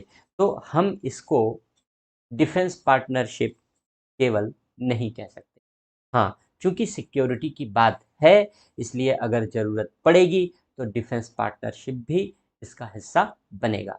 फिलहाल अभी डिफेंस पार्टनरशिप के नाम पर मालाबार एक्सरसाइज होती है, और मालाबार एक्सरसाइज के साथ साथ अलग अलग देशों के अपने बाइलैटरल रिलेशंस हैं, द्विपक्षीय संबंध हैं। भारत जापान के साथ है, भारत अमेरिका के साथ है, भारत ऑस्ट्रेलिया के साथ है, जापान ऑस्ट्रेलिया के साथ है, जापान अमेरिका के साथ है। तो सभी देशों के अपने द्विपक्षीय संबंध हैं, और उन द्विपक्षीय संबंधों में सिक्योरिटी आदि के लिए जो इनिशिएटिव लिए जाते हैं वो लिए गए हैं। अब अगला प्रश्न ये उत्पन्न होता है कि आकुस और क्वाड, क्या आकुस क्वाड को डैमेज करेगा, या क्वाड आकुस को डैमेज करेगा, या आकुस का क्वाड पर कोई प्रभाव पड़ेगा? दो बातें, तो इसकी चर्चा कर लेते हैं। आकुस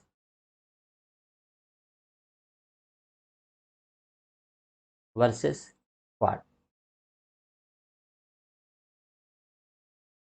आप जानते हैं कि अभी 15 सितंबर 2021 को एक ट्राइलैटरल सिक्योरिटी पैक्ट किया गया। ट्राइलैटरल सिक्योरिटी पैक्ट किया गया, एक त्रिपक्षीय सुरक्षा समझौता पैक्ट किया गया, त्रिपक्षीय सुरक्षा समझौता किया गया। किसके किसके बीच किया गया? ऑस्ट्रेलिया, यूके, ब्रिटेन और अमेरिका के बीच, तीन देशों के बीच। तीन देशों के बीच, ऑस्ट्रेलिया, ब्रिटेन और अमेरिका, इन तीन देशों के बीच एक त्रिपक्षीय सुरक्षा समझौता किया गया, और उस त्रिपक्षीय सुरक्षा समझौते को आकुस का नाम दिया गया। बहुत सारी बातें इसमें अभी संभावनाएं हैं जन्म लेंगी।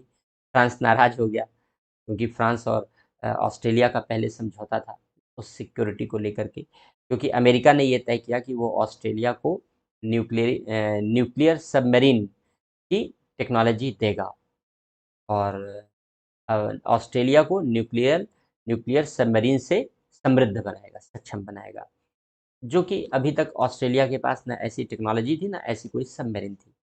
तो स्वाभाविक सी बात है कि ये ऑस्ट्रेलिया को अ, मजबूत सुरक्षा के नज़रिए से मजबूत बनाने की कोशिश की जा रही है, जबकि ऑस्ट्रेलिया चाइना से पहले ही खतरा महसूस कर रहा है, अनुभव कर रहा है।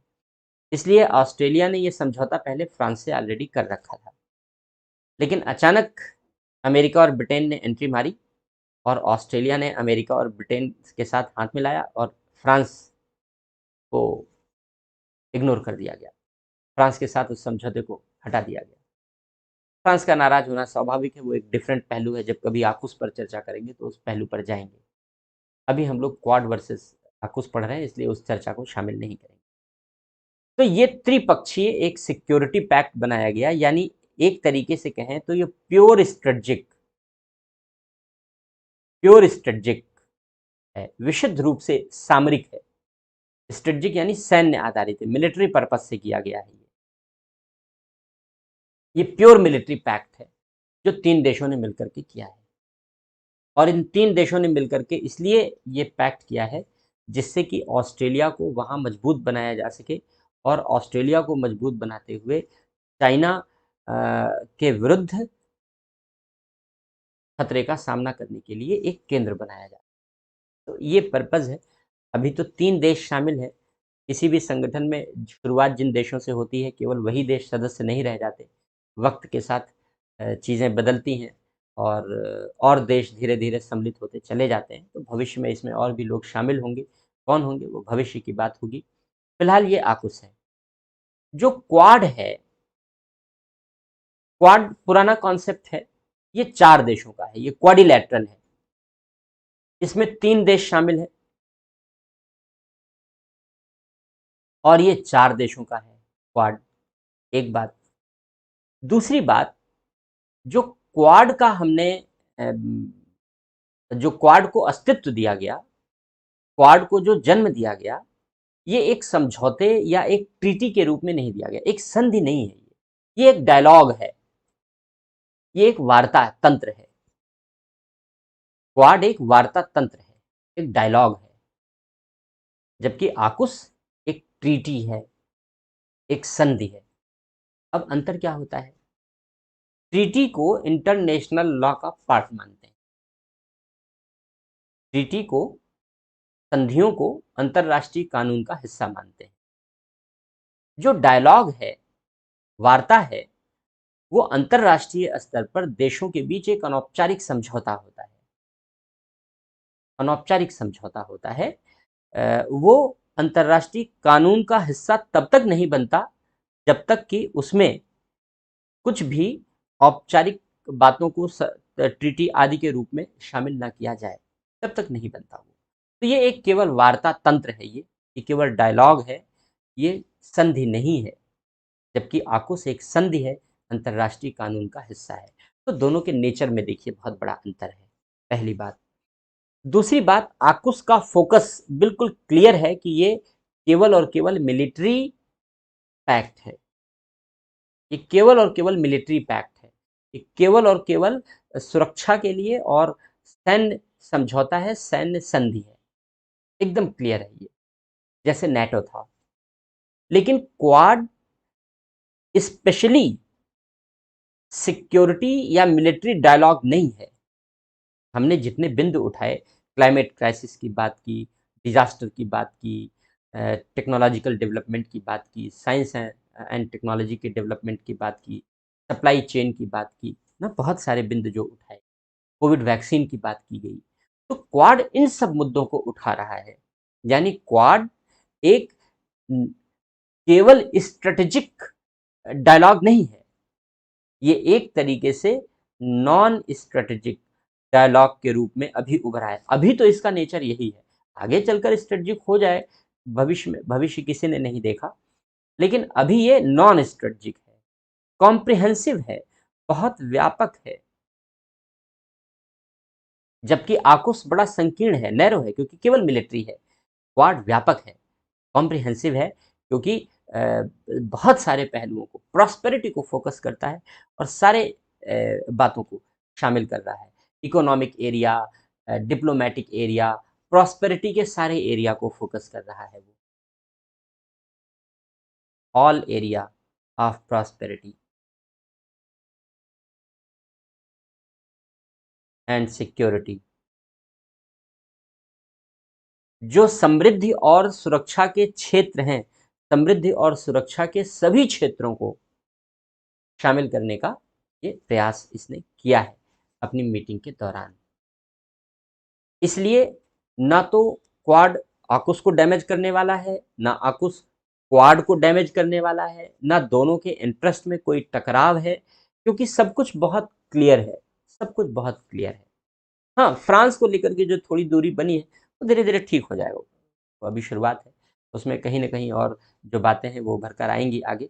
हम उधर चूंकि चर्चा नहीं करना चाहते, हमारी चर्चा दूसरे दिशा में चली जाएगी, हम केवल क्वाड पर ही फोकस रहना चाहते। तो ये आकुस और क्वाड को लेकर के चर्चा हो। अब आकुस और क्वाड की चर्चा के बाद हमें चर्चा ये भी करनी होगी कि क्वाड से भारत को क्या मिलेगा। बना तो दिया हमने क्वाड मिल करके सबने, लेकिन भारत के लिए इसकी इंपॉर्टेंस क्या है।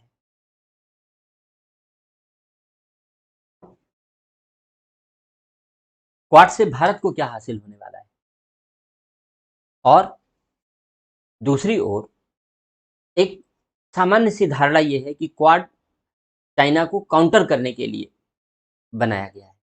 दूसरी ओर ब्रिक्स बनाया गया है, ब्रिक्स में चाइना है, भारत है। SCO, Shanghai cooperation organisation, Shanghai सहयोग संगठन आप जानते हैं, शंघाई सहयोग संगठन बनाया गया है। इसमें भी चीन लीडिंग कंट्री है, चीन ने ही इनिशिएटिव लिया, बनाया। भारत भी उसका मेंबर है, भारत भी उसकी बैठकों में शामिल होता है। तो एक और तो क्वाड हो गया जिसको हम कह रहे हैं वो चीन विरोधी है, दूसरी ओर ब्रिक्स हो गया, शंघाई सहयोग संगठन हो गया, ऐसे संगठन है जो चीन और भारत को क्लोज लाते हैं एक दूसरे के। तो इसका मतलब है ये तो दो सिरे हो गए, दो छोर हो गए। अब इन दो छोर के बीच, दो सिरों के बीच भारत दोलन कर रहा है, oscillating. India is oscillating between Quad and BRICS, Quad and SCO. Bharat इन दोनों के बीच दोलन कर रहा है, सरल आवर्त गति कर रहा है, घूम रहा है, किधर जाए, क्वाड को प्रोत्साहन दे या फिर ब्रिक्स को दे, क्वाड को दो या फिर एससीओ को दे। क्या, किस तरीके से भारत के लिए ये एक नया चैलेंज है, एक अपॉर्चुनिटी है तो एक नया चैलेंज भी है कि कैसे वो इन दोनों के बीच एक संतुलन मेंटेन करे। तो इस पर भी हम लोग आते हैं। तो पहले भारत के लिए क्या इसका सिग्निफिकेंस है, हम लोग इस बात की चर्चा कर लेते हैं। भारत के लिए क्या इसका महत्व है।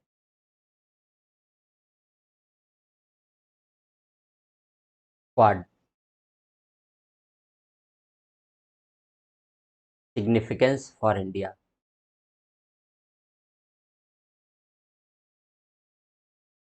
भारत के लिए क्वाड का क्या महत्व होगा, किस तरीके से भारत के लिए ये अच्छा साबित होने वाला है।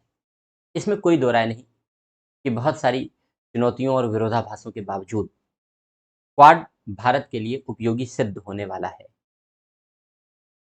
और क्वाड जैसे संगठन, क्वाड जैसे ऑर्गेनाइजेशन की, अभी तो ऑर्गेनाइजेशन का रूप में इसने शेप नहीं लिया है, हो सकता है आगे भविष्य में लेना भी चाहिए, लेकिन क्वाड जैसे कॉन्सेप्ट की भारत के लिए बहुत अधिक आवश्यकता थी। इसलिए इन चार देशों में सभी देश इससे लाभान्वित होंगे, क्योंकि चीन की आक्रांता से सभी परेशान हैं, लेकिन इनमें जो सर्वाधिक लाभ होने वाला है वो भारत को होने वाला है, क्योंकि चीन भारत का निकटतम पड़ोसी जबरन बन बैठा है। चीन हमारा पड़ोसी नहीं था, हमारा पड़ोसी तो तिब्बत था, बहुत शांत प्रिय देश हमारी तरीके से, लेकिन चीन ने कब्जा करके तिब्बत को, और वो अनावश्यक हमारा पड़ोसी बन बैठा, और वो हमारी जमीनों पर भी कब्जा करना चाहता है, समय समय पर अनावश्यक हमारी जमीनों में अतिक्रमण करता रहता है। तो सबसे पहली चिंता तो हमारी चीन के प्रति यही है कि चीन हमारी सीमाओं की सुरक्षा के लिए एक बहुत बड़ा खतरा है, और भारत की संप्रभुता के लिए एक बहुत बड़ा खतरा है।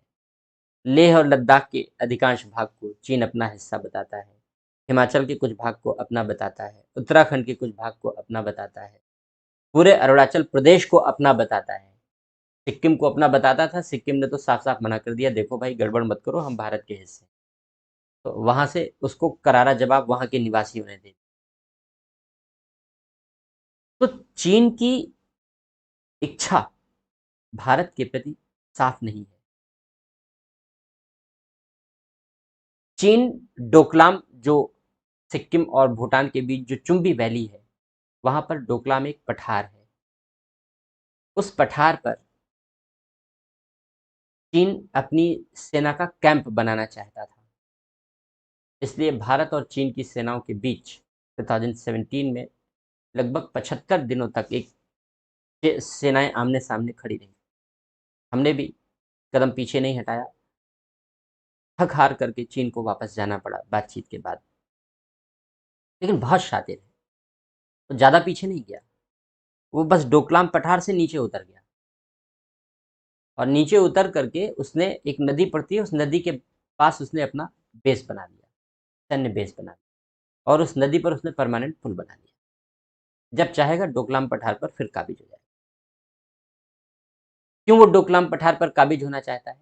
क्योंकि डोकलाम पठार से सिलीगुड़ी कॉरिडोर, जानते हैं ना, सिलीगुड़ी कॉरिडोर, सिलीगुड़ी गलियारा, चिकन नेक ऑफ इंडिया, जो मुर्गी की गर्दन है भारत की, यानी जो पश्चिम बंगाल का दार्जिलिंग वाला एरिया है, सिलीगुड़ी वाला एरिया है, जो नॉर्थ ईस्ट से भारत को जोड़ता है, उसको हम सिलीगुड़ी कॉरिडोर कहते हैं। उस सिलीगुड़ी कॉरिडोर से डोकलाम की दूरी केवल 50 किलोमीटर, और जो सिलीगुड़ी कॉरिडोर है वो बहुत पतला क्षेत्र है। जो हमने भारत का बंटवारा किया, जब भारत और पाकिस्तान बटा, निहायत गंदे तरीके से बंटवारा किया, बहुत अदूरदर्शी निर्णय था ये।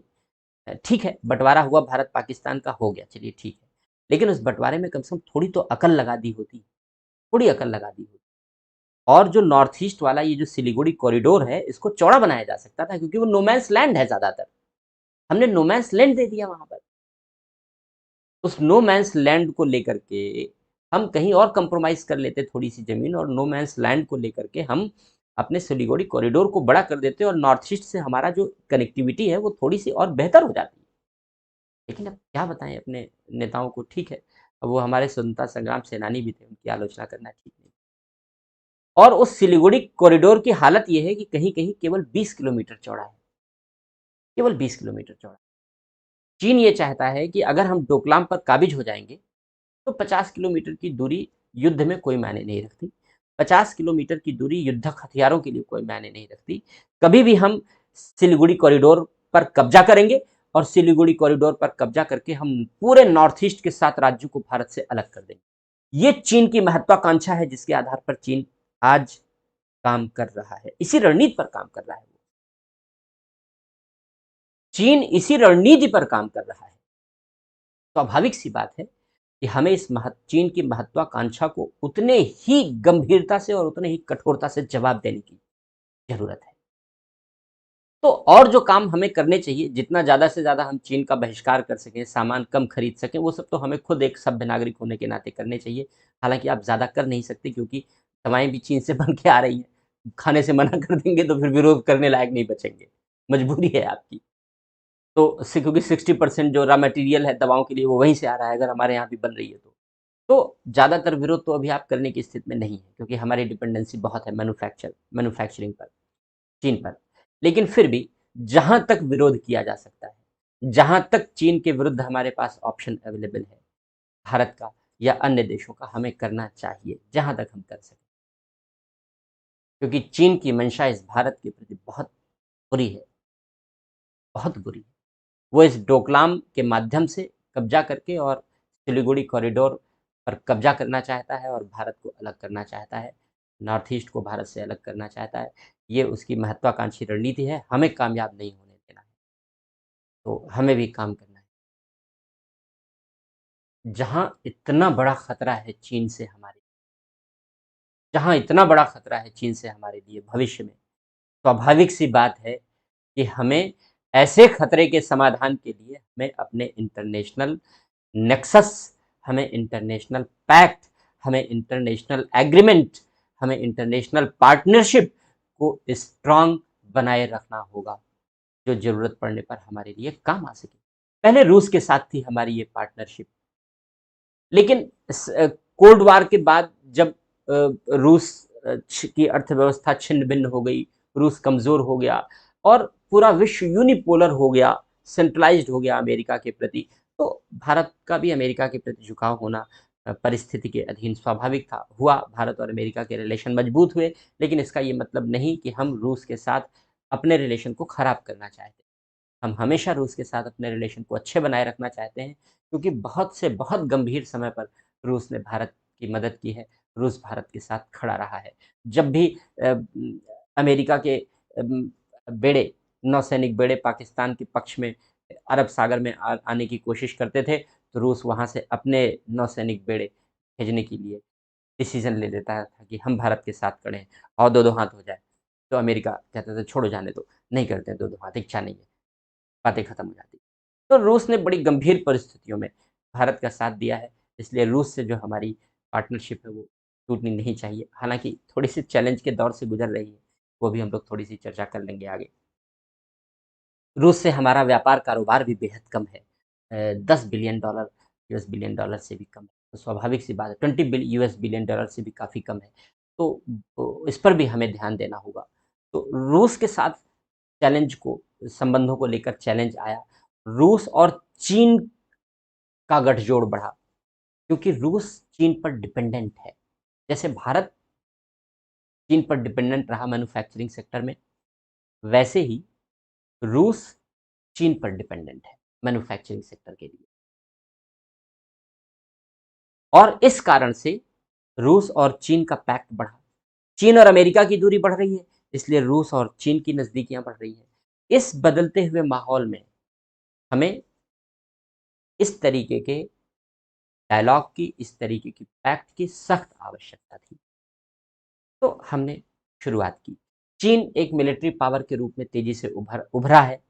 चीन की आर्मी हमसे कई गुना ज़्यादा है संख्या में, मैं ऐसा ही कहूँ, मजबूत नहीं है। उनके 20 सैनिक पर हमारा 1 सैनिक भारी है, नहीं तो लड़ा के देख लीजिए आप, बहुत सीधी-सी बात है। तो हमारी एफिशिएंसी ज़्यादा है, हमारी क्षमता ज़्यादा है, ये बात अलग है। लेकिन संख्या उनकी बहुत ज़्यादा है, हमसे बहुत ज़्यादा है। तो जो एक मिलिट्री बैलेंस है, वो डिस्टर्ब है, क्योंकि नंबर हमारे यहाँ कम है, नंबर उनके यहाँ ज़्यादा है। और हमने जो क्षमता वाली बात की कि उनकी क्षमता वीक है, हमारी क्षमता मजबूत है, उसके पीछे हमारे पास बहुत तर्कसंगत आधार है। अब उन सारी बातों में गहराई में नहीं जाएँगे, लेक्चर बहुत लंबा हो जाएगा। बॉर्डर डिस्प्यूट है, मिलिट्री बहुत स्ट्रांग कर रहा है चाइना, सबसे ज़्यादा रक्षा बजट पर खर्च करता है अपने आप को स्ट्रेंथन करने के लिए। पाकिस्तान का सपोर्ट करता है, पाकिस्तान भारत में निरंतर परोक्ष युद्ध कर रहा है आतंकवाद के माध्यम से। और इस पहले पंजाब को खालिस्तान के माध्यम से अलग करना चाहा, फिर जम्मू कश्मीर में उसने आतंक को प्रोत्साहन दिया, नॉर्थ ईस्ट के जो उग्रवादी गुट हैं उनको सहयोग देता है, वाम उग्रवादी संगठनों को सहयोग देता है। तो पाकिस्तान भारत के साथ एक परोक्ष युद्ध लड़ रहा है। इस परोक्ष युद्ध में चीन पाकिस्तान का सहयोगी बनकर उभरा है। चीन पाकिस्तान इकोनॉमिक कॉरिडोर व भारत की संप्रभुता के लिए एक सीधा सीधा खतरा है।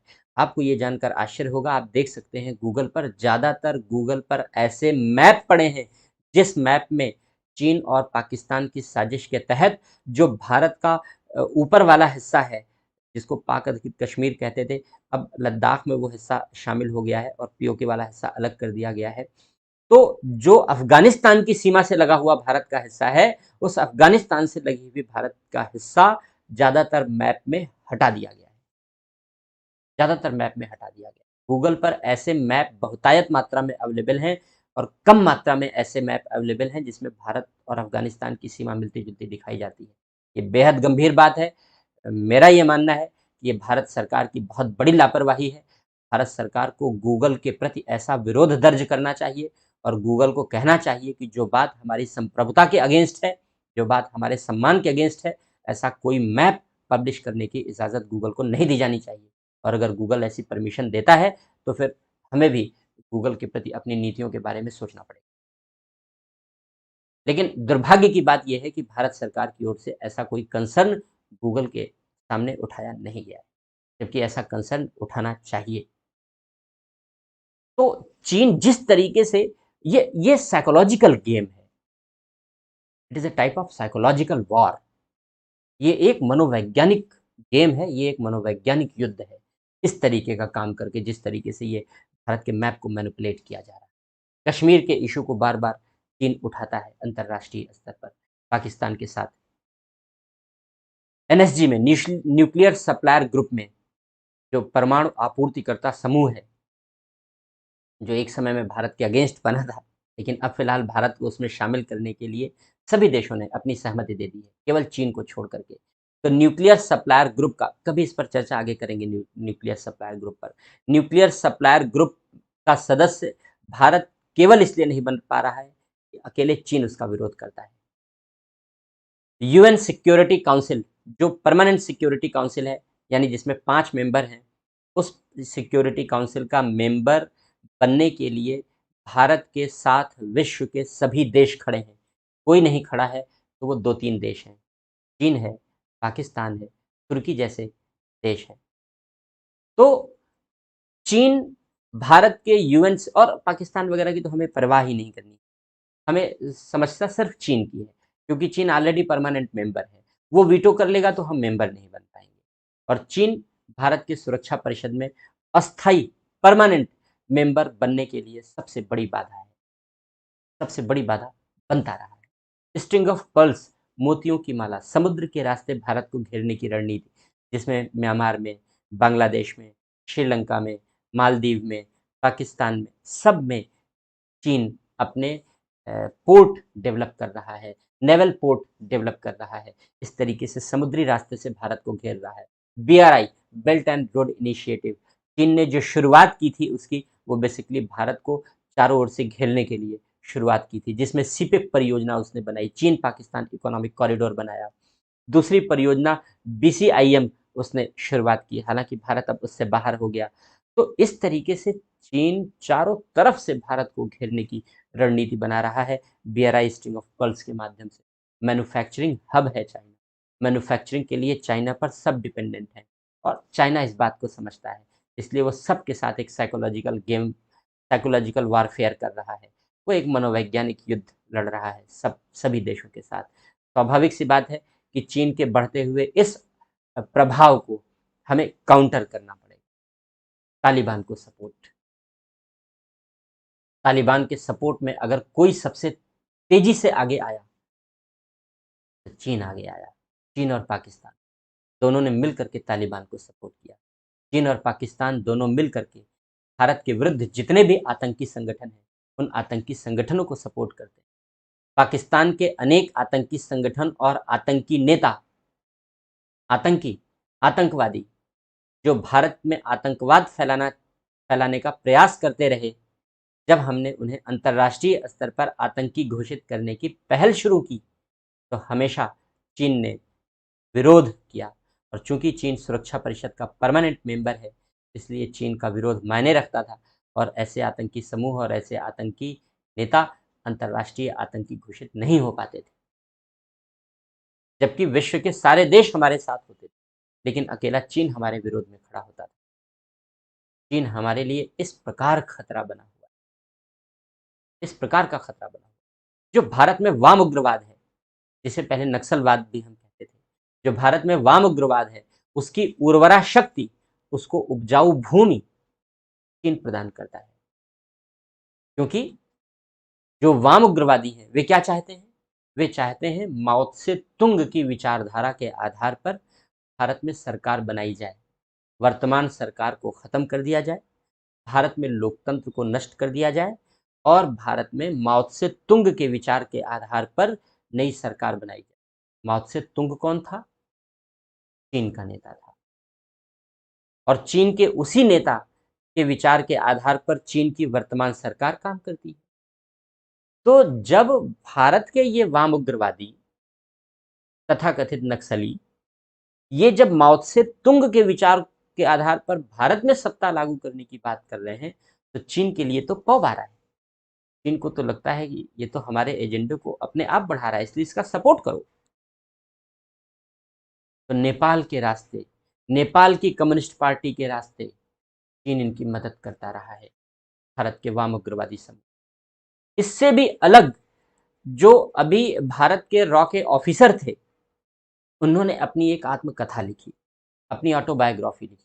अपनी आत्मकथा में उन्होंने लिखा कि जब भारत और अमेरिका के बीच परमाणु समझौते की बात चल रही थी, मनमोहन सिंह जी प्रधानमंत्री थे, तो उस समय की बात है, जब भारत और अमेरिका के बीच परमाणु समझौते की बात चल रही थी, न्यूक्लियर डील चल रही थी, तो चीन ने भारत के वामपंथी दलों को, सीपीआई वगैरह जितने भी ये वामपंथी दल हैं जो चुनाव लड़ते हैं हमारे यहाँ, भारत में वामपंथी दलों के नेताओं को ये टारगेट दिया था कि तुम्हें इस डील को सक्सेस नहीं होने देना है।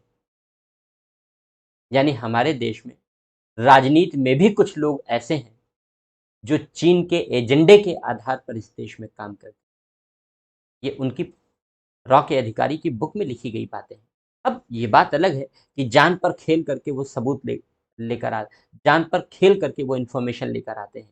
इसलिए ऐसी इन्फॉर्मेशन का सबूत नहीं दिया जा सकता। इंटेलिजेंस इन्फॉर्मेशन का सबूत नहीं दिया जा सकता। जैसे आतंकी हमला होना है, इंटेलिजेंस इनपुट आया, अब आप कहीं सबूत दो, तब तक तो आतंकी हमला हो जाएगा। इसी में हो जाता है, इसी में हो जाता है। जब तक आप सबूत मांगने की कोशिश करते हैं कि सही कह रहे हो, तब तक तो वहाँ हो गया। तो हमारी इंटेलिजेंस, कभी मौका मिलेगा तो मैं इंटेलिजेंस के विषय में बताऊंगा, चर्चा करूंगा। हमारी इंटेलिजेंस जान पर खेल करके, खतरों के खिलाड़ी हैं वो, जान पर खेल करके ऐसी महत्वपूर्ण इंफॉर्मेशन लेकर के आते हैं। और इस तरीके की इंफॉर्मेशन ये हमारे लिए चौंकाने वाली, यानी चीन भारत को पॉलिटिकली भी डैमेज कर रहा है, ऐसा नहीं है। डिप्लोमेटिकली तो कर ही रहा है, वो पॉलिटिकली भी डैमेज कर रहा है, क्योंकि भारतीय राजनीति में भी सेंधमारी है उसकी। ये बेहद चिंता की बात है भविष्य के लिए। और यही कारण है कि भारत तेरे टुकड़े टुकड़े होंगे जैसे नारे लगते हैं। ये वैचारिक पृष्ठभूमि वहीं से आती है, माओ से तुंग की विचारधारा से आती है। तो चीन इतना बड़ा खतरा है हमारे, क्वाड इसका एक अच्छा रिस्पॉन्स है, क्वाड इसका एक अच्छा प्रत्युत्तर है, क्वाड इसका एक अच्छा उत्तर है। क्योंकि साउथ चाइना सी में जो एक समय ऐसा था कि चीन ने हमें धमकी दी कि साउथ चाइना सी में तुम्हें नहीं आने जाने। हमारा जो लगभग 55% से ज़्यादा नौसैनिक व्यापार कारोबार है, वो, अरे नौसैनिक कह रहा हूँ मैं, जो समुद्री व्यापार कारोबार है वो उसी से होकर के गुजरता है। चीन ने भारत को धमकी दी कि हम नहीं करेंगे, हमने भी धमकी दी। फिर ये अभी 3-4 साल पहले की बात है, भारत ने भी धमकी भरे शब्दों में ही बात कि ठीक है मत करो, हमें दूसरे तरीके आते हैं दबाव बनाने वाले। तो फिलहाल चीन पीछे हट गया। तो चीन इस तरीके की हिमाकत करता रहता है। जो इंडो पैसिफिक रीजन है जिसकी हम बात कर रहे हैं, कि इंडो पैसिफिक रीजन क्यों इतना फोकस में है, क्यों इतना बना हुआ है, क्योंकि जो इंडो पैसिफिक रीजन है उसमें अमेरिका की लगभग 1 ट्रिलियन इकोनॉमी को वो कंट्रोल करता है, गवर्न करता है। विश्व का लगभग 42% एक्सपोर्ट, विश्व का लगभग 42%, 2-4% आगे पीछे होता रहता है हर साल, विश्व का लगभग 42% एक्सपोर्ट इसी इंडो पैसिफिक रीजन से होकर गुजरता है। विश्व का 38% इंपोर्ट इसी इंडो पैसिफिक रीजन से होकर के गुजरता है। और इस इंडो पैसिफिक रीजन में चीन हमेशा डैमेज करने की कोशिश करता रहता है। तो स्वाभाविक सी बात है कि ये भारत के लिए तो बहुत ही महत्वपूर्ण है, भारत के अलावा भी पूरे विश्व के लिए उपयोगिता रखने वाला कॉन्सेप्ट साबित होगा। ये भारत के लिए महत्व हो गया। अब इसमें हमने एक बात ये बताई कि भाई भारत के लिए तो जरूरी है, लेकिन अब ब्रिक्स, एससीओ जैसे ऑर्गेनाइजेशन भी हैं जिसमें भारत के साथ चीन शामिल है। ब्रिक्स है, आप जानते हैं ब्रिक्स के बारे में, Brazil, Russia, India, China, south Africa, ये इसके 5 सदस्य हैं। एससीओ शंघाई कोऑपरेशन ऑर्गेनाइजेशन, चीन की इनिशिएटिव से बना है ये। ब्रिक्स 2006 में पहली बार बनाया गया, एससीओ 2001 में बनाया गया। एससीओ में भी चीन तो है ही, चीन, रशिया, भारत, पाकिस्तान और जो मध्य एशिया के देश हैं, ताजिकिस्तान, किर्गिस्तान, कजाकिस्तान, उज्बेकिस्तान, ये जो मध्य एशिया वाले राष्ट्र हैं ये एससीओ के मेंबर हैं, शंघाई कोऑपरेशन ऑर्गेनाइजेशन के मेंबर हैं। क्योंकि मध्य एशिया में भी हमारी हिस्सेदारी होनी चाहिए, हमारी भागीदारी होनी चाहिए, हमारे व्यापार कारोबार होने चाहिए। मध्य एशिया से भी हमको अपने आप को कनेक्ट करना है, इसलिए एससीओ का मेंबर बने रहना हमारे लिए बहुत ज़रूरी है। क्योंकि जो मध्य एशिया के राष्ट्र हैं, कजाकिस्तान, उज़्बेकिस्तान, ताजिकिस्तान, इस पर चीन का बहुत बड़ा इम्पैक्ट है क्योंकि इनकी सीमाएँ ज़्यादातर चीन से मिलती हैं। तो चीन का इन पर बहुत ज़्यादा प्रभाव है। भारत और इनके बीच में अफ़गानिस्तान पड़ता है और अफ़गानिस्तान और भारत के बीच में वो पाक अधिकृत कश्मीर वाला हिस्सा पड़ जाता है। इसलिए भारत की कनेक्टिविटी थोड़ी-सी गड़बड़ हो जाती है। हमें मध्य एशिया को कनेक्ट करने के लिए ईरान का सहारा लेना पड़ता है। हम ईरान जाते हैं, ईरान के रास्ते अफ़गानिस्तान जाते हैं, अफ़गानिस्तान के रास्ते मध्य एशिया जाते हैं। अब अफ़गानिस्तान जाना भी मुश्किल हो गया क्योंकि अफ़गानिस्तान में तालिबान आ गया। तो भारत के लिए चुनौतियाँ बहुत सारी हैं। अब वो सब पहलू हैं, वो कभी अलग-अलग कवर होंगे अलग-अलग मुद्दों पर। तो फिलहाल हम लोग ब्रिक्स और एससीओ को कवर करते हैं कि ब्रिक्स, एससीओ और क्वाड कैसे संतुलन बनाए हम। ब्रिक्स तब बनाया गया जब अमेरिका की ओर यूनिपोलराइजेशन था। पूरा विश्व अमेरिका की तरफ एक ध्रुवीय हो गया। तो ये तय किया गया कि भाई इसको तोड़ने की जरूरत है, एक बैलेंस बनाने की जरूरत है। तो बैलेंस कैसे बने? तो जो विश्व की उभरती हुई अर्थव्यवस्थाएं हैं वो मिलकर के अपना एक ग्रुप बनाए। तो ब्रिक्स कॉन्सेप्ट में आया, एक अच्छा कदम था बैलेंस करने के लिए। जो एससीओ बना, शंघाई कोऑपरेशन ऑर्गेनाइजेशन बना, उसको चीन ने शुरुआत इसीलिए की क्योंकि वो आसपास के देशों को लेकर के और जो अमेरिका का जो यूनिपोलर विश्व बन रहा था उसको वो काउंटर करना चाहता था। अ, अमेरिका में जो अमेरिका का जो वर्चस्व एशिया की तरफ बढ़ना चाहता था उसको काउंटर करने के लिए उसने एससीओ की शुरुआत की। बहुत सारी अन्य बातें भी थी। तो इस तरीके से शंघाई कोऑपरेशन ऑर्गेनाइजेशन बना। भारत इन दोनों का मेंबर है। ब्रिक्स और शंघाई कोऑपरेशन ऑर्गेनाइजेशन दोनों का मेंबर। दोनों ऑर्गेनाइजेशन में चीन की सक्रिय और सकारात्मक हिस्सेदारी, और इन दोनों संगठनों के माध्यम से चीन की भारत की निकटता भी है इसी कारण से।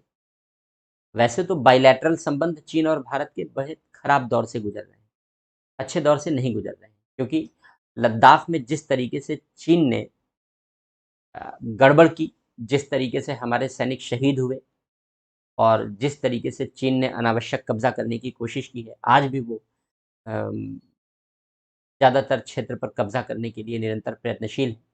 सारी बातचीत हमारी असफल हो रही है उस क्षेत्र में शांति बनाए रखने को लेकर के। वो भारत और चीन के बीच द्विपक्षीय संबंधों में तीव्र गिरावट को प्रदर्शित करता है, दर्शाता है। लेकिन वहीं दूसरी ओर ब्रिक्स और एससीओ ऐसे प्लेटफॉर्म भी हैं जो भारत और चीन के बीच अदर एवेन्यूज पैदा करते हैं और अन्य अवसरों पर एक बेहतर कोऑर्डिनेशन का अवसर भी उत्पन्न करते हैं। लेकिन अब क्वाड बनने से, ब्रिक्स और एससीओ से क्या भारत की दूरी बढ़ेगी या भारत ब्रिक्स एससीओ के साथ क्वाड के साथ बैलेंस कैसे करेगा? क्योंकि क्वाड बने चीन ये नहीं चाहता था, इसलिए चीन ने क्वाड के निर्माण को लेकर के बड़ी तीव्र प्रतिक्रिया प्रकट की। पहले तो चीन ने यह स्पष्ट तौर पर कहा कि ऐसा कोई संगठन व्यवहार में सफल ही नहीं हो सकता जैसा कि ये लोग क्वाड के विषय में सोच रहे हैं, क्योंकि ये लोग चीन का विरोध करने की सोच रहे हैं और चीन का विरोध करके कोई संगठन सफल नहीं हो पाए। फिर चीन ने और भी तरह तरह की बातें की। ये अच्छी बात नहीं है विश्व के स्तर पर कि एक देश का विरोध करने के लिए बहुत सारे संगठन खड़े हो रहे हैं।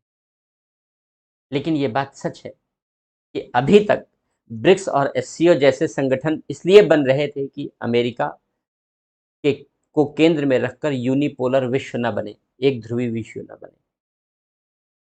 लेकिन जब चीन शक्तिशाली हो रहा था तो चीन को केंद्र में रख करके यूनिपोलर एशिया, फिर यूनिपोलर विश्व के लिए चीन की महत्वाकांक्षा जाग गई और चीन जिस रणनीति पर काम कर रहा है, चीन की रणनीति चीन को केंद्र में रख करके यूनिपोलर विश्व बनाने की, एक ध्रुवीय विश्व बनाने की है कि पूरा का पूरा विश्व चीन पर केंद्रित हो, पूरा का पूरा विश्व, पूरा का पूरा एशिया चीन पर केंद्रित हो। तो चीन जिस दिशा में आगे बढ़ रहा है वह चीन को केंद्र में रख करके यूनिपोलर विश्व का निर्माण करना चाहता है।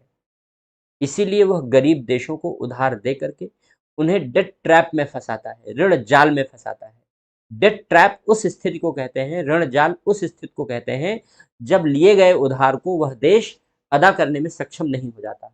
इसलिए चीन जानबूझकर ज्यादा से ज्यादा उधार देता है कि तुम दे ना पाओ। जब दे नहीं पाओगे तो हम कहेंगे कोई बात नहीं, तुम मुझे पैसा मत दो, तुम मुझे अपनी जमीन दे दो 99 साल के लिए लीज के लिए, 999 साल के लिए लीज के लिए। और इस तरीके से चीन गरीब देशों को अपना आर्थिक उपनिवेशवाद का शिकार बना रहा है। इन्वेस्टमेंट के नाम पर, डेवलपमेंट के नाम पर चीन उन देशों की संप्रभुता के साथ खिलवाड़ कर रहा है, उन देशों की सुरक्षा के लिए खतरा बन रहा है। इसलिए चीन ने जिस तरीके से पूरे विश्व को और पूरे एशिया को चीन को केंद्र में रखकर यूनिपोलर बनाने की कोशिश की है, एक ध्रुवी बनाने की कोशिश की है, उसका जवाब तो देना ही पड़ेगा, उसका जवाब तो तैयार करना ही पड़ेगा। क्वाड उसी का जवाब है, क्वाड उसी का उत्तर है। तो ब्रिक्स और एससीओ के साथ निसंदेह क्वाड के साथ साथ भारत को कोऑर्डिनेशन करने में, भारत को तालमेल बैठाए रखने में चुनौतियों का सामना तो करना ही पड़ेगा, क्योंकि हित विरोधाभासी हैं, हित विरोधाभासी हैं। लेकिन यह असंभव नहीं होगा। भारत की कूटनीतिक क्षमता बहुत मजबूत रही है, भारत की कूटनीतिक क्षमता वर्तमान समय में बहुत मजबूत है और बहुत ही प्रगतिशील है। इसलिए भारत इन चुनौतियों का सामना प्रभावी तरीके से कर सकेगा, इस बात की अपेक्षा है। तो इन दोनों के बीच संतुलन अभी थोड़ा सा डिस्टर्बिंग है। भारत ऑसिलेट कर रहा है, इनके बीच में दोलन कर रहा है इनके बीच में, लेकिन भारत एक स्थिर प्रत्युत्तर तैयार कर पाने में, एक स्टेबल रिस्पांस तैयार कर पाने में अपने आप को कैपेबल बना पाएगा, इस बारे में कोई भी दो राय नहीं है। इसके बाद कुछ चैलेंजेस हैं लेकर के। पहला चैलेंज तो यही है कि भारत के जो बाइलैटरल रिलेशन है वो कैसे मेंटेन होंगे, क्योंकि रूस के साथ बाइलैटरल रिलेशन बहुत उस गति वाले नहीं है जो पहले थे। 1991 के पहले जो भारत और रूस के संबंधों में गर्माहट थी, वो संबंधों में गर्माहट कमजोर हुई है। और पहले रूस और पाकिस्तान के साथ बाइलैटरल एक्सरसाइजेज नहीं होती थी, मिलिट्री एक्सरसाइजेज नहीं होती, रूस और पाकिस्तान के साथ युद्धाभ्यास नहीं होते। पिछले कुछ वर्षों में रूस ने पाकिस्तान के साथ ऐसा करना शुरू कर दिया। चीन और रूस सहयोगी रहे, हालांकि चीन और रूस का सीमाओं का विवाद रहा है, लेकिन चीन और रूस सहयोगी भी रहे। लेकिन चीन और रूस के बीच सहयोग तेजी से बढ़ा। S-400 मिसाइल, जिसे देने के लिए रूस ने बड़े बड़े देशों को मना कर दिया, उसने भारत को सहज देने के लिए हामी भर दी। तो भारत के लिए रूस उसका परंपरागत साझेदार है। हालांकि भारत और रूस के बीच जो व्यापारिक आंकड़ा है, व्यापार और कारोबार का आंकड़ा है, वो चिंताजनक है, बहुत कम है। वो $10 बिलियन के आसपास है सालाना, और ये बहुत कम है। इसलिए हमें इस व्यापार कारोबार को बढ़ाने की जरूरत है। लेकिन जो अन्य क्षेत्रों में भी रूस का चीन के प्रति बढ़ता हुआ झुकाव, रूस का पाकिस्तान के प्रति बढ़ता हुआ झुकाव, ये हमारे लिए चिंता का विषय है। क्योंकि क्वाड के माध्यम से भारत और अमेरिका की निकटता बढ़ रही है, रूस और अमेरिका की पारंपरिक प्रतिद्वंदिता रही है, इसलिए इसका स्वाभाविक परिणाम यह है कि रूस चीन और पाकिस्तान की ओर झुकाव प्रदर्शित कर रहा है, जो अमेरिका से दूरी बना चुके। इसलिए ये एक अंतर्राष्ट्रीय गणित में उलझा हुआ समीकरण है। इस समीकरण में भारत और रूस के बीच संबंधों को लेकर भी चुनौतियां उत्पन्न हो रही हैं। लेकिन भारत और रूस के बीच बातचीत सामरिक समझौते के आधार पर बहुत अच्छी रही है। स्ट्रेटेजिक पार्टनरशिप भारत और रूस की बहुत अच्छी रही है। रूस आज भी भारत का सबसे बड़ा स्ट्रेटेजिक पार्टनर है। इसके बावजूद भी और भारत और रूस के बीच संबंधों में विश्वास की बागडोर अभी भी मजबूत बनी हुई है, विश्वास की बागडोर कमजोर नहीं हुई। इसको हम दूसरे तरीके से ले सकते हैं कि भारत का अमेरिका की ओर झुकाव, ये भारत की सामरिक और आधुनिक मजबूरी है। रूस का पाकिस्तान और चीन के प्रति झुकाव रूस की मजबूरी हो सकती है, क्योंकि रूस अमेरिका के वर्चस्व को वहां काउंटर करना चाहता है। इसलिए भारत के इधर के झुकाव और रूस के उधर के झुकाव को, दोनों के बीच मतभेद और विरोधाभास के नजरिए से नहीं देखा जाना चाहिए, नहीं देखा जाना चाहिए। ये दोनों की आपसी परिस्थितिजन्य आवश्यकताओं के रूप में देखा जाना चाहिए, क्योंकि रूस और भारत के साथ जो विश्वास का तत्व है वो बना हुआ है और जो स्ट्रेटेजिक पार्टनरशिप है वो बनी हुई है। इसलिए ये मेंटेन रहेगा। अगली बात ये है कि क्वाड को लेकर के बड़े अप्स एंड डाउन्स आते रहे। ऑस्ट्रेलिया में जैसी जैसी सरकारें बदलती रही, कुछ लोगों ने तो क्वाड को बिल्कुल मना कर दिया था कि मुझे ऐसे किसी भी ग्रुप में शामिल नहीं होना। तो कुछ प्रधानमंत्रियों का तो रवैया ऑस्ट्रेलिया में ऐसा था। तो ठीक है, आज के प्रधानमंत्री और आज की सरकारों के मुखिया इस बात को लेकर के संवेदनशील हैं और इस बात को आगे बढ़ा रहे हैं। लेकिन राजनीति में तो स्थिरता होती नहीं, सत्ता परिवर्तित होती है। अगर ऐसी सत्ता परिवर्तित हो गई जो इसको लेकर के सेंसिटिव नहीं है, तो क्वाड का भविष्य क्या होगा?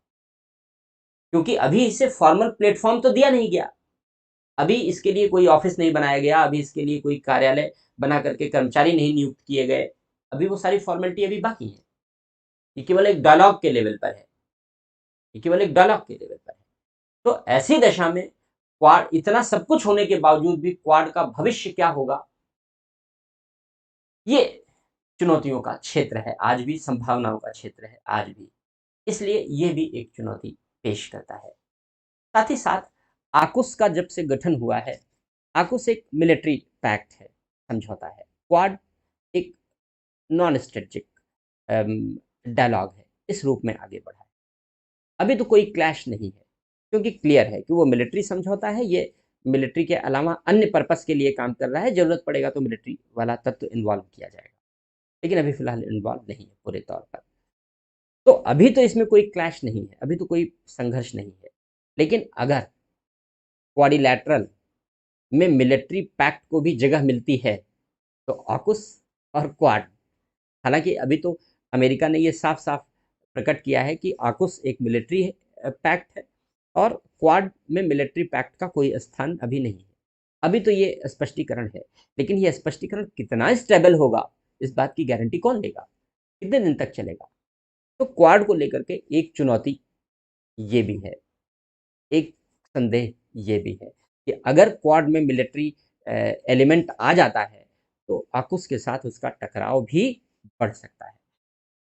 ठीक है, चुनौतियाँ होती हैं, किसी भी शुरुआत में चुनौतियाँ होती हैं, किसी भी संगठन में चुनौतियाँ शामिल होती हैं, लेकिन अगर कंक्लूज़न की हम बात करें, निष्कर्ष की बात करें, तो हम कह सकते हैं कि it was very good kick and it was very good start.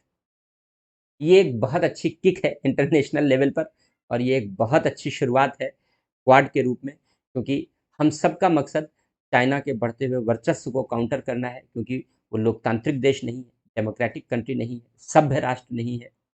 इसलिए हमें सभ्य राष्ट्रों की संस्कृति को प्रोत्साहन देना होगा, democratic part of life, democratic way of life को हमें प्रमोट करना होगा, क्योंकि डेमोक्रेसी, लोकतंत्र केवल एक शासन प्रणाली नहीं है, बल्कि डेमोक्रेसी एक जीवन शैली है, डेमोक्रेसी एक फिलॉसफी है, न केवल गवर्नमेंट की, न केवल गवर्नेंस की, बल्कि एक लाइफ की।